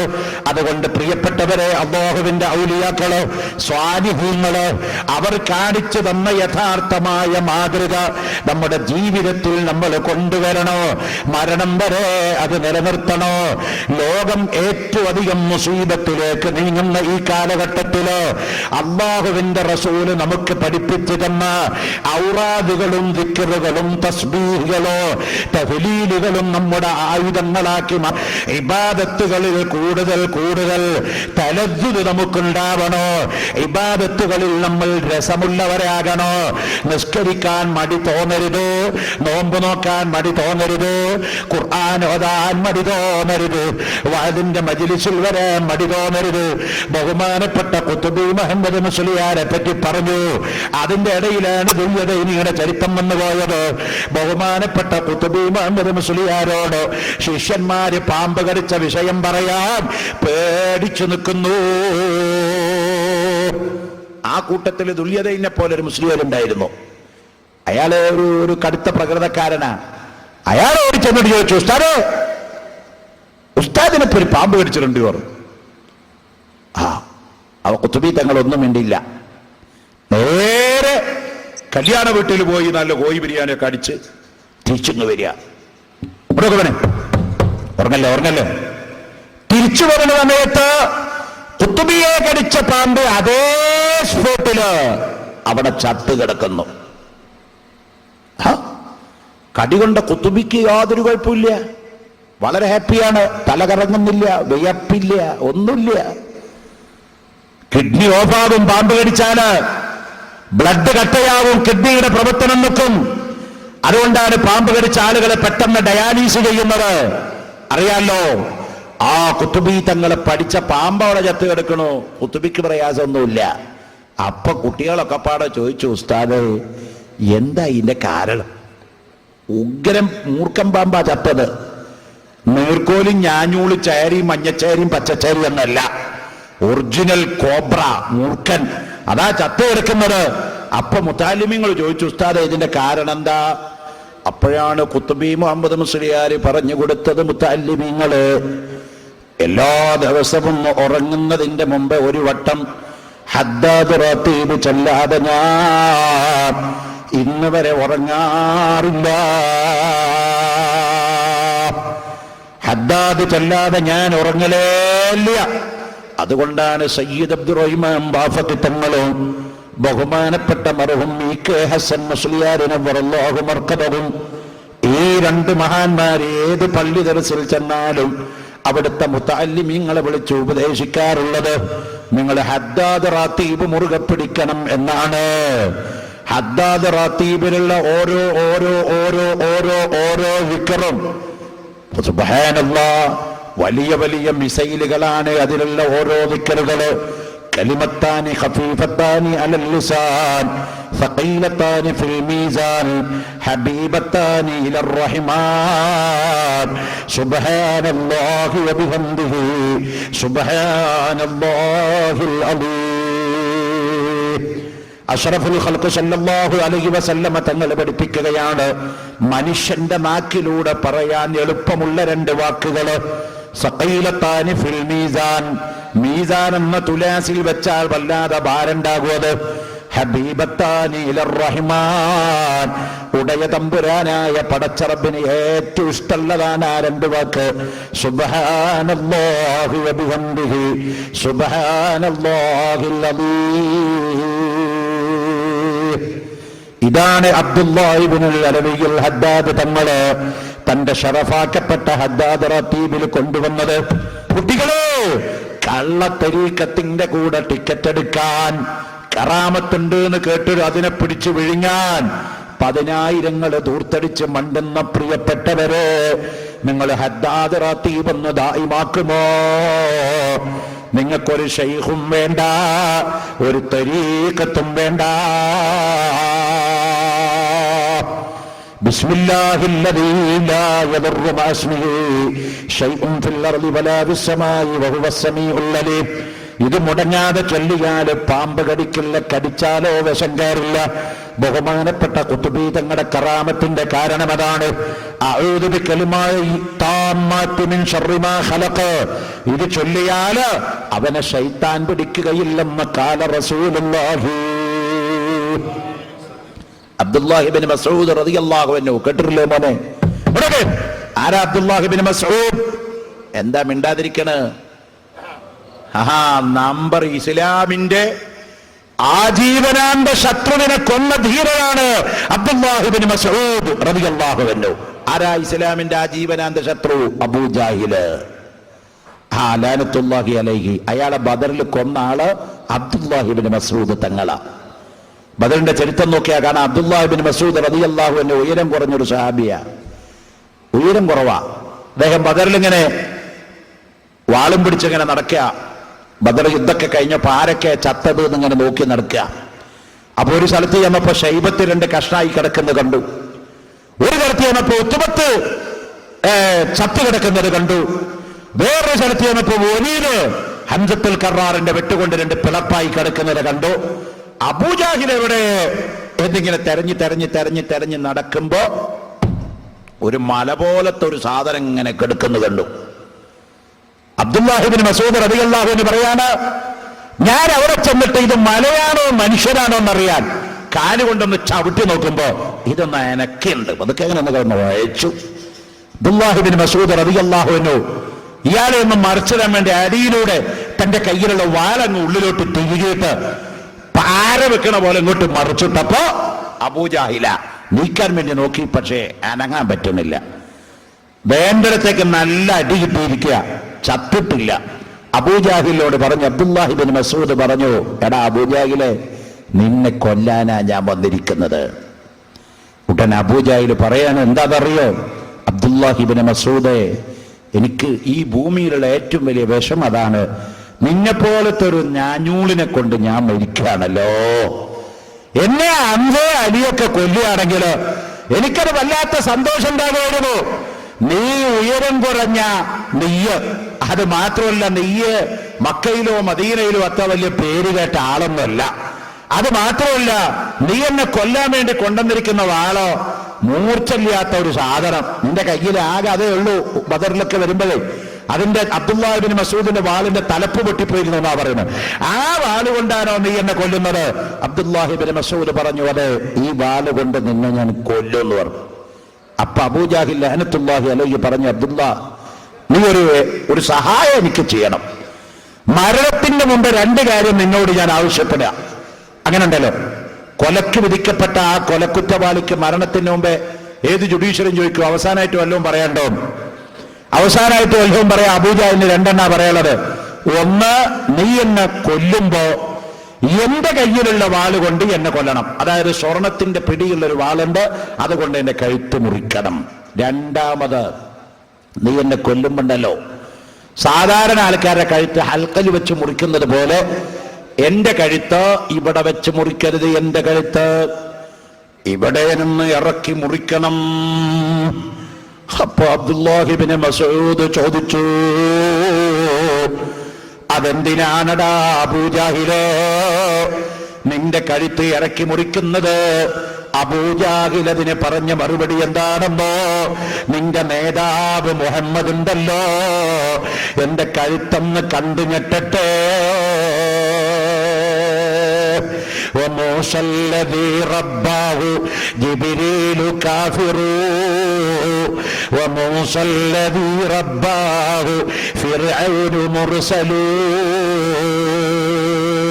അഷ്റഫുൽ ഖൽഖ് സല്ലല്ലാഹു അലൈഹി വസല്ലമ തങ്ങളുടെ ഹദറത്തിലേക്ക് അബൂജാഹിലിന്റെ തല മുറിച്ചിട്ട് അബ്ദുല്ലാഹി ഇബ്നു മസ്ഊദിനെ കയ്യിൽ പിടിക്കാൻ പറ്റണില്ല, അത്ര വല്ലാത്ത വെയിറ്റാണ്. അബ്ദുല്ലാഹി ഇബ്നു മസ്ഊദ് വണ്ണം കുറഞ്ഞ, ഉയരം കുറഞ്ഞ, തടി കുറഞ്ഞ ആളാണ്. അതുകൊണ്ട് അബ്ദുല്ലാഹി ഇബ്നു മസ്ഊദ് തങ്ങൾക്ക് അബൂജാഹിലിന്റെ തല പൊന്താതെ വന്നപ്പോ അവന്റെ ചെവി തുളച്ച് ഒരു കയറ് കെട്ടി അബ്ദുല്ലാഹി ഇബ്നു മസ്ഊദ് റസൂലുള്ളാഹിന്റെ ഹദറത്തിലേക്ക് അബൂജാഹിലിന്റെ തല വലിച്ചു കൊണ്ടുപോയതായി ചരിത്രകാരകന്മാര് രേഖപ്പെടുത്തുന്നു. അത് കണ്ടപ്പോഴാണ് റസൂലുള്ള പറഞ്ഞത്, മൂസാ നബിയുടെ ശത്രുവായ ഫിർഔന്, ഇബ്രാഹിം നബിയുടെ ശത്രുവായ നമ്രൂദ്, അവരൊക്കെ ചാവാൻ നേരത്ത് ആമൻതു ബിറബ്ബി മൂസ, ഞാൻ മൂസായുടെ പടച്ചനെ കൊണ്ട് വിശ്വസിച്ചു എന്ന് ഫറാവോ പോലും പറഞ്ഞിട്ടുണ്ടെങ്കിൽ എന്റെ ഫിർഔനായ അബൂജാഹില് ചാവാൻ നേരത്ത് പോലും മുഹമ്മദിന്റെ കഴുത്ത് കണ്ടു ഞെട്ടട്ടെ എന്നാണല്ലോ പറഞ്ഞത് എന്ന് നബി തങ്ങൾ വേദനിച്ചു, കണ്ണിൽ വെള്ളം നിറച്ചു. ആ അബ്ദുല്ലാഹി ഇബ്നു മസ്ഊദ് റളിയല്ലാഹു അൻഹു മക്കയിലുള്ള ഒരു സമയത്ത്, മദീനയിലുള്ള ഒരു സമയത്ത് ബഹുമാനപ്പെട്ട അഷ്റഫുൽ ഖൽഖ് മുഹമ്മദുർ റസൂലുള്ളാഹി തങ്ങളുടെ മജ്ലിസിൽ പങ്കെടുത്തിരിക്കുന്ന സമയത്ത് ഇശാ നിസ്കാരം കഴിഞ്ഞ് മുഹമ്മദ് നബി മദീനത്തെ പള്ളിയിൽ നിന്ന് പുറത്തേക്ക് ഇറങ്ങിയപ്പോ ഹബീബായ നബി തങ്ങളുടെ പിന്നാലെ അബ്ദുല്ലാഹി ഇബ്നു മസ്ഊദ് അനുഗമിച്ചു. കുറെ ദൂരങ്ങ് പോയപ്പോ അബ്ദുല്ലാഹി ഇബ്നു മസ്ഊദ് റളിയല്ലാഹു അൻഹു പറയാണ്, ഞാൻ റസൂലുള്ളാഹി തങ്ങളുടെ കൂടെ കുറച്ചങ്ങ് പോയപ്പോ അള്ളാഹുവിന്റെ റസൂൽ എന്നോട് പറഞ്ഞു, അബ്ദുല്ലാ, നീ എന്റെ പിറകെ വരണ്ട, നീ പൊക്കോ, ഇത് അള്ളാഹു മുഹമ്മദ് നബിക്ക് നൽകിയിട്ടുണ്ട്. കേട്ടോ? ആ അബ്ദുല്ലാഹി ഇബ്നു മസ്ഊദ് പറയാണ്, അങ്ങനെ ഞാൻ വാശി പിടിച്ചു നിലവിളിച്ചപ്പോൾ റസൂലുള്ള എന്നെ കൊണ്ടുപോയി. മുടക്കുമനെ അങ്ങനെ ബഹുദൂരം മദീനത്തുനിന്ന് പോയി ഒരു കാട് പ്രദേശത്തെത്തി. അവിടെ എത്തിയപ്പോ അബ്ദുല്ലാഹി ഇബ്നു മസ്ഊദ് തങ്ങളോട് ബഹുമാനപ്പെട്ട മുഹമ്മദുർ റസൂലുള്ളാഹ് തങ്ങൾ പറഞ്ഞു, അബ്ദുല്ലാഹി ഇബ്നു മസ്ഊദ്, ഇവിടുന്ന് അങ്ങോട്ട് നീ ഇനി എൻ്റെ കൂടെ വരരുത്. പാതിരാത്രിയാണ്, ഒറ്റക്ക് കാട്ടിന്റെ നടുക്കിൽ കൊണ്ടുപോയിട്ട്, മദീനത്തെ കാട് മക്കത്തെ കാട് എന്ന് പറയുന്നത് നമ്മുടെ നാട്ടിലെ കാട് പോലെ ഒന്നല്ല, കുറച്ച് മരുഭൂമി, ഒരു 4 ചെടി, അതാ കാട്. ലക്ഷദ്വീപിൽ ഞാൻ അതിന് പോയപ്പോ അവിടുത്തെ കുറച്ച് ആൾക്കാർ എന്നോട് പറഞ്ഞു, ഉസ്താദെ ഇവിടുത്തെ കാട് കാണണമെന്ന് ചോദിച്ചു. ആ കാട് കാണണം, ലക്ഷദ്വീപിലെ കാട് കാണുക എന്ന് പറഞ്ഞാൽ ഭയങ്കര അത്ഭുതം. അങ്ങനെ കൊണ്ടുപോയി നോക്കുമ്പോൾ നമ്മുടെ നാട്ടിലെ കുറച്ച് ചേമ്പും ഒരു 4 ചേനയും നിൽക്കുന്നുണ്ടോ. എന്നിട്ട് പറഞ്ഞു, ഇതാണ് ഇവിടുത്തെ കാട്. ലക്ഷദ്വീപിലെ കാട് എന്ന് പറഞ്ഞ് ആ സ്ഥലത്ത് നോക്കുമ്പോൾ ഞാൻ വിചാരിച്ചു വല്ല തേക്ക് കീട്ടിയും വല്ല സിംഹവും പുലിയൊക്കെ ഉള്ള കാട്ടിലൊക്കെ കൊണ്ടുപോകണം. അവിടെ ചെന്ന് നോക്കുമ്പോൾ 2 ചേവും 2 കൂവളത്തിന്റെ ഇലയും 3 ചേനയും നിൽക്കുന്നുണ്ട്. ഈ ചേന പിടിച്ചു വെക്കുന്ന സ്ഥലത്തെ കാട് എന്ന് പറയും. മദീനയിലും മക്കത്തെ കാട് എന്ന് പറഞ്ഞാൽ നമ്മുടെ നാട്ടിലെ ഫോറസ്റ്റ് അല്ല. അവിടെ നിബിഡമായിരിക്കുന്ന പാറക്കെട്ടുകളും കുറച്ച് മുൾച്ചെടികളും അങ്ങിങ്ങായി ചില പച്ചപ്പുകളും ഉണ്ടാകും. അതിനാണ് അറബികൾ കാടെന്ന് പറയുന്നത്. ആ വിജനമായ മലമ്പ്രദേശത്ത് അബ്ദുല്ലാഹി ഇബ്നു മസ്ഊദ് തങ്ങൾ എത്തിയപ്പോ അഷ്റഫുൽ ഖൽഖ് തങ്ങൾ പറഞ്ഞു, അബ്ദുല്ല, നീ ഇവിടെ നിൽക്ക്, ഇവിടുന്ന് അങ്ങോട്ട് വരാൻ നിനക്ക് അധികാരമില്ല, അഥവാ വന്നാല് ഭസ്മായി മാറും പറഞ്ഞു. അതുണ്ടല്ലോ, ജിബ്രീലിന് പോലും കയറി ചെല്ലാൻ പറ്റാത്ത സിദ്റത്തുൽ മുൻതഹ എന്ന് പറയുന്ന റെഡ് ലൈൻ, അവിടം വരെ ജിബ്രീലിന് പറ്റുള്ളൂ. സിദ്റത്തുൽ മുൻതഹ അവസാനത്തെ ചെക്ക് പോസ്റ്റ്. അത് വാളയാറും പൊള്ളാച്ചിയിലുള്ള ചെക്ക് പോസ്റ്റ് അല്ല, ഈ പ്രപഞ്ചത്തിന്റെ ചെക്ക് പോസ്റ്റാണ് സിദ്റത്തുൽ മുൻതഹ. അവിടെ നിന്ന് അങ്ങോട്ട് കടന്നാല് അല്ലാഹു അല്ലാത്ത ഒരു സൃഷ്ടി കടന്നാലും അതങ്ങ് ഭസ്മായി പോകും. സൂര്യന്റെ അടുത്തേക്ക് എല്ലാം പറ്റി നമുക്ക് 15 കോടി പ്രകാശവർഷം അകലക്കെടുക്കുന്ന സൂര്യന്റെ അടുത്തേക്ക് മനുഷ്യരിലെല്ലാം പറ്റുമോ?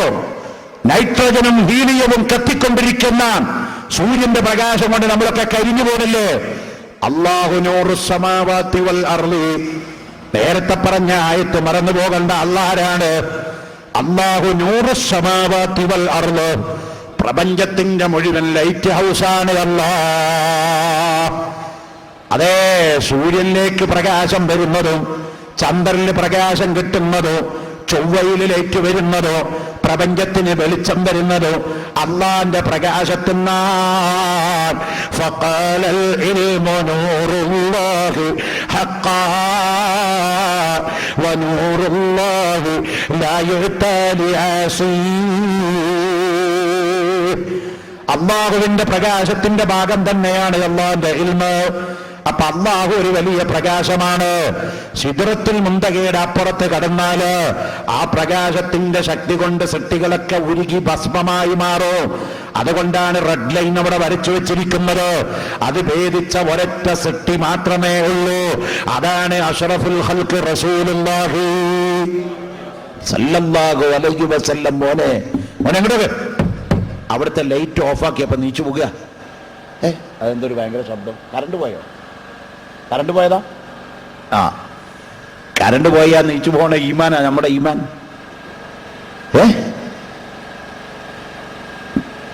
ഒറ്റാളും ദുആ കഴിയാതെ എഴുന്നേറ്റ് പോകരുത് കേട്ടോ. ദുആ അത് വളരെ പ്രധാനപ്പെട്ടത്. അതിനു വേണ്ടിയാണ് നമ്മളിവിടെ ഒരുമിച്ച് കൂടി ഇരിക്കുന്നത്.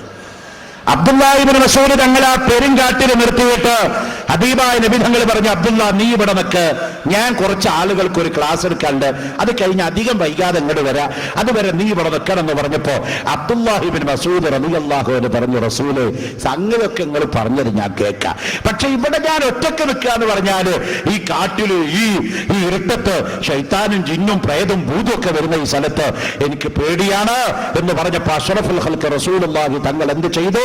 ഒരു വരങ്ങട് വരച്ചു, ഒരു വൃത്തം. എന്നിട്ട് പറഞ്ഞു, ഇതിന്റെ ഉള്ളിൽ നീ നിൽക്ക, ആര് വന്നാലും, ഏത് ചെറുത്താൻ വന്നാലും, ആന വന്നാലും, സിംഹം വന്നാലും, കരടി വന്നാലും, അബ്ദുല്ലാഹി ഇബ്നു മസ്ഊദേ ഈ വരയുടെ അപ്പുറത്തേക്ക് കടക്കാൻ പാടില്ല. ബഹുമാനപ്പെട്ട അബ്ദുല്ലാഹി ഇബ്നു മസ്ഊദ് പറയാണ് റളിയല്ലാഹു അൻഹു, മഹാനവർകൾ പറയാണ്, ഞാൻ പേടിച്ചു വറച്ച് കാട്ടിലങ്ങ് നിൽക്കുമ്പോൾ മുഹമ്മദ് നബി തങ്ങൾ നേരെ പോയത് ജിന്നുകൾക്ക് പ്രസംഗം നടത്താനാണ്. ജിന്നുകൾ സത്യമാണ്, അത് മിഥ്യയല്ല. ജിന്നുകളിൽ കാഫിറായ ജിന്നുണ്ട്, മുസ്ലിമായ ജിന്നുണ്ട്, സാലിഹ്യങ്ങൾക്ക് ഖിദ്മത്തെടുക്കുന്ന ജിന്നുണ്ട്, മനുഷ്യനെ പിഴപ്പിച്ച് കളയുന്ന ജിന്നുണ്ട്. ജിന്നിനെ പറ്റി സംശയമില്ലാതെ ഖുർആൻ പറഞ്ഞതാ, മിനൽ ജിന്നത്തി വന്നാസ്. ഖുർആനിൽ പറഞ്ഞിട്ടുണ്ട് ജിന്നുകളെ പറ്റി, ഖുൽ ഊഹിയ ഇലയ്യ അന്നഹു ഇസ്തമഅ നഫറുൻ മിനൽ ജിന്നി എന്നൊരു അധ്യായം സൂറത്തുൽ ഖുർആനിൽ ഖുർആനിൽ അവതരിപ്പിച്ചിട്ടുണ്ട്. ജിന്നുകൾക്ക് അല്ലാഹു കഴിവ് കൊടുത്തിട്ടുണ്ട്, ശൈത്താൻ അല്ലാഹു കഴിവ് കൊടുത്തിട്ടുണ്ട്, മലക്കുകൾക്ക് അല്ലാഹു കഴിവ് കൊടുത്തിട്ടുണ്ട്.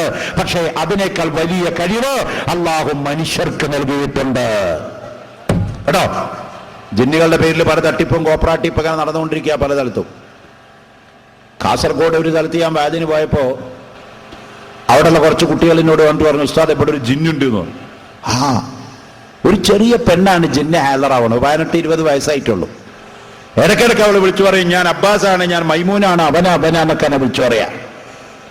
എന്നിട്ടോ കാണാൻ കൊള്ളാവുന്ന ചെറുപ്പക്കാരി എന്നാൽ അവൾക്ക് ഹാജർ കൂടല, ഒറ്റക്കെ ഹാജറാവൂ ജിന്ന്. ഒരാൾ കൂടെ ഉണ്ടെങ്കിൽ ജിന്നിന് വരാൻ പേടിയാ.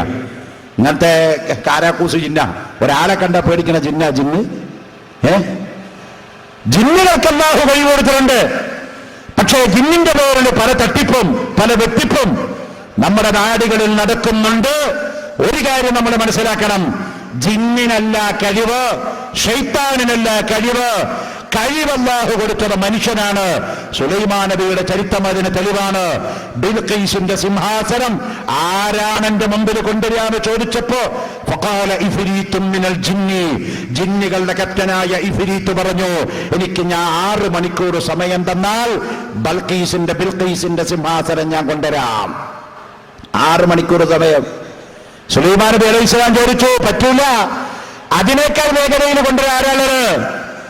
അപ്പോ ശൈത്താന്മാരൊക്കെ പേടിച്ചു, മനുഷ്യന്മാര് പേടിച്ചു. കാരണം ഇഫ്രീത്ത് ജിന്നിനേക്കാൾ കഴിവുള്ള ആൾ ആരാണുള്ളത്? അപ്പോഴാണ് പരിശുദ്ധ ഖുർആൻ പറയുന്നു, അല്ലാഹു തആല ഇൽമു കൊടുത്ത മഹാപണ്ഡിതനായ ആസിഫ് ഇബ്നു ബർഖിയ റളിയല്ലാഹു അൻഹു എഴുന്നേറ്റ് നിന്നു. അദ്ദേഹം പറഞ്ഞു, കണ്ണടച്ചു മിഴിക്കുന്നതിന്റെ ഇടയില് ബിൽഖീസിന്റെ സിംഹാസനം ഞാൻ ഇവിടെ കൊണ്ടുവന്ന് തരാം. അങ്ങനെ ഇസ്മുല്ലാദമ കൊണ്ട് തോരുന്നു. ആസിഫ് ഇബ്നു ബർഖിയ റളിയല്ലാഹു അൻഹുവിന്റെ കറാമത്ത് കൊണ്ട് മൈലുകൾക്കപ്പുറത്ത് കിടക്കുന്ന ബിൽഖീസിന്റെ സിംഹാസനം കണ്ണ് മിഴിച്ചു വെട്ടി മീക്കുന്നതിന്റെ ഇടയില് സുലൈമാൻ നബിയുടെ മുമ്പിൽ കൊണ്ടുവന്നു. അബ്ദുല്ലാഹി ഇബ്നു മസ്ഊദിന് ഒരു വര വരച്ചിട്ട് അതിന്റെ നടുക്ക് നിർത്തിയിട്ട് റസൂലുള്ള പറഞ്ഞു, അബ്ദുള്ള, ഈ വരയുടെ മറുഭാഗത്തേക്ക് കടക്കാൻ പാടില്ല, അഥവാ കടന്നാൽ അപകടമുണ്ട്, നീ വരയുടെ നടുക്കിൽ അവിടെ ഇരുന്നോ. അബ്ദുല്ലാഹി ഇബ്നു മസ്ഊദ് തങ്ങൾ പറയാണ്, ഞാൻ ആ വരയുടെ നടുക്കിൽ പേടിച്ചു. പാതിരാത്രി, കൂരിരുട്ടുള്ള രാത്രിയിൽ ഒറ്റയ്ക്ക് ഇങ്ങനെ ഇരിക്കുകയാണ്. മുഹമ്മദ് നബി സല്ലല്ലാഹു അലൈഹി വസല്ലമ തങ്ങള് ജിന്നുകൾക്ക് വയത് പറയാൻ വേണ്ടി ജിന്നുകളുടെ ലോകത്ത് ചെന്നപ്പോ ആ കൂട്ടത്തിൽ കാഫിരീങ്ങളായ ജിന്നുകളുണ്ടായിരുന്നു, സുന്നത്ത് ജമാഅത്തിന്റെ ജിന്നുകളുണ്ടായിരുന്നു, മുസ്ലിമീങ്ങളായ ജിന്നുകളുണ്ടായിരുന്നു. അവരൊക്കെ റസൂലുള്ളാഹിനെ സ്വീകരിച്ചു വയത് കേൾക്കാനിരുന്നപ്പോ അതിൽ കാഫിരീങ്ങളായ മനുഷ്യനെ ഉപദ്രവിക്കുന്ന കുറച്ച് ജിന്നുകള് റസൂലുള്ളാഹിനെ കണ്ട് പേടിച്ചു ഓടി.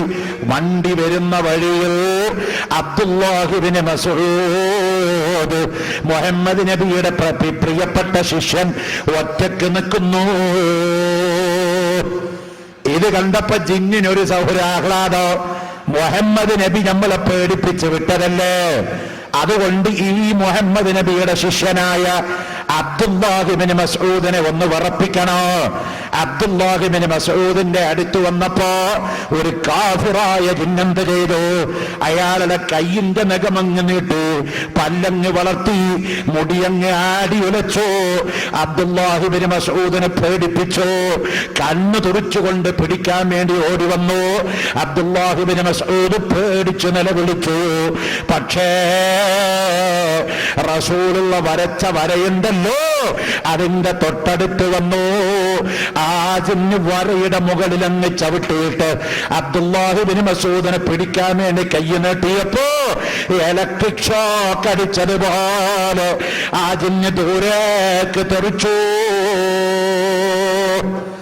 തെറിച്ചൂന്ന് മാത്രമല്ല, അവിടെ കിടന്ന് കത്തിച്ചാമ്പലായി. അബ്ദുല്ലാഹി ഇബ്നു മസ്ഊദ് പറയാണ്, ഞാൻ വെട്ടിപറിച്ചു പോയി. ഈ വരയുടെ മുകളിൽ ചവിട്ടിയപ്പോഴാണ് ജിന്നൊക്കെ തെറിച്ചുപോയത്. അതിന്റെ പിന്നിൽ വന്നിരുന്ന വേറെ ചില കാഫിരീങ്ങളായ ജിന്നുകളും അള്ളാഹുവിന്റെ റസൂൽ വരച്ച വര വന്നു. അവര് ഷോക്കടിച്ച പോലെ അവിടെ നിന്നു. ഒരു ജിന്നിനും എന്റെ അടുത്തേക്ക് വരാൻ പറ്റുന്നില്ല. കാരണം ഈ വര ഇങ്ങോട്ട് ഭേദിക്കാൻ പറ്റുന്നില്ല.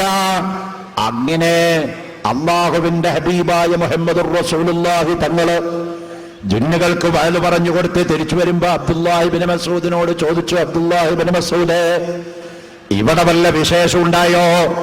അബ്ദുല്ലാഹി ഇബ്നു മസ്ഊദ് പറയാട്, നബിയോ, അങ്ങ് വരച്ച വരയുണ്ടല്ലോ, ആ വരയുടെ മുകളിൽ ഒരു കാഫിറായ ജിന്നങ്ങ് ചവിട്ടിയപ്പോ അത് ഭസ്മമായി മാറി. എന്ത് ചൊല്ലിയിട്ടാ നബിയെ നിങ്ങൾ ആ വര അവിടെ വരച്ചത്? ആ മന്ത്രം ഒന്ന് എനിക്ക് പഠിപ്പിച്ചു തരണോ? റസൂലുള്ള പറഞ്ഞു കൊടുത്തു. അബ്ദുല്ലാഹി ഇബ്നു മസ്ഊദ്, ഞാൻ അവിടെ ചൊല്ലി വരച്ച മന്ത്രം ഏതാണെന്നോ? അഊദു ബികലിമാത്തില്ലാഹി താമ്മാത്തി മിൻ ശർരി മാ ഖലഖ. ഇത് ഏത് ശൈത്താനും പിശാചിനെയും ഓടിക്കാൻ ഈ മന്ത്രം നീ ദായിമാക്കിക്കോ. ഖാല റസൂലുള്ളാഹി. ആണോ മോനെങ്ങോട്ട്? ഇത് ഹദ്ദാദ് റതീബിലുണ്ട്. ഹദ്ദാദ് റതീബ് ചൊല്ലുമ്പോ നമ്മൾ ചൊല്ലുന്ന വേറെ ഒരു ഇതുണ്ട്. ആയത്തുൽ കുർസി ചൊല്ലാറുണ്ട്. മോനെ, കഴിഞ്ഞ് സലാം വീട്ടിക്കലാത്തനെ ഓതിയിട്ട് സലാം വീട്ടിക്ക കുർസിയോ നബി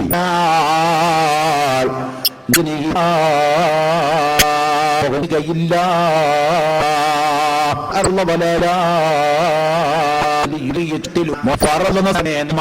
മോനെ ചോദിയിട്ട് നെഞ്ചാൽ മോനെ ഫറലസാരം കഴിഞ്ഞ് സലാം വീട്ടിക്കഴിഞ്ഞ നിന്റെ ശരീരം മണ്ണ് പിശാചിന്റെ ഉപദ്രവമില്ല എന്ന് കുർസിയോദിയാൽ ശൈത്താൻ വരില്ല എന്ന് പഠിപ്പിച്ചതാരാണ്? സാക്ഷാൽ ഇബ്ലീസിനെ പഠിപ്പിച്ചതെന്നറിയോ?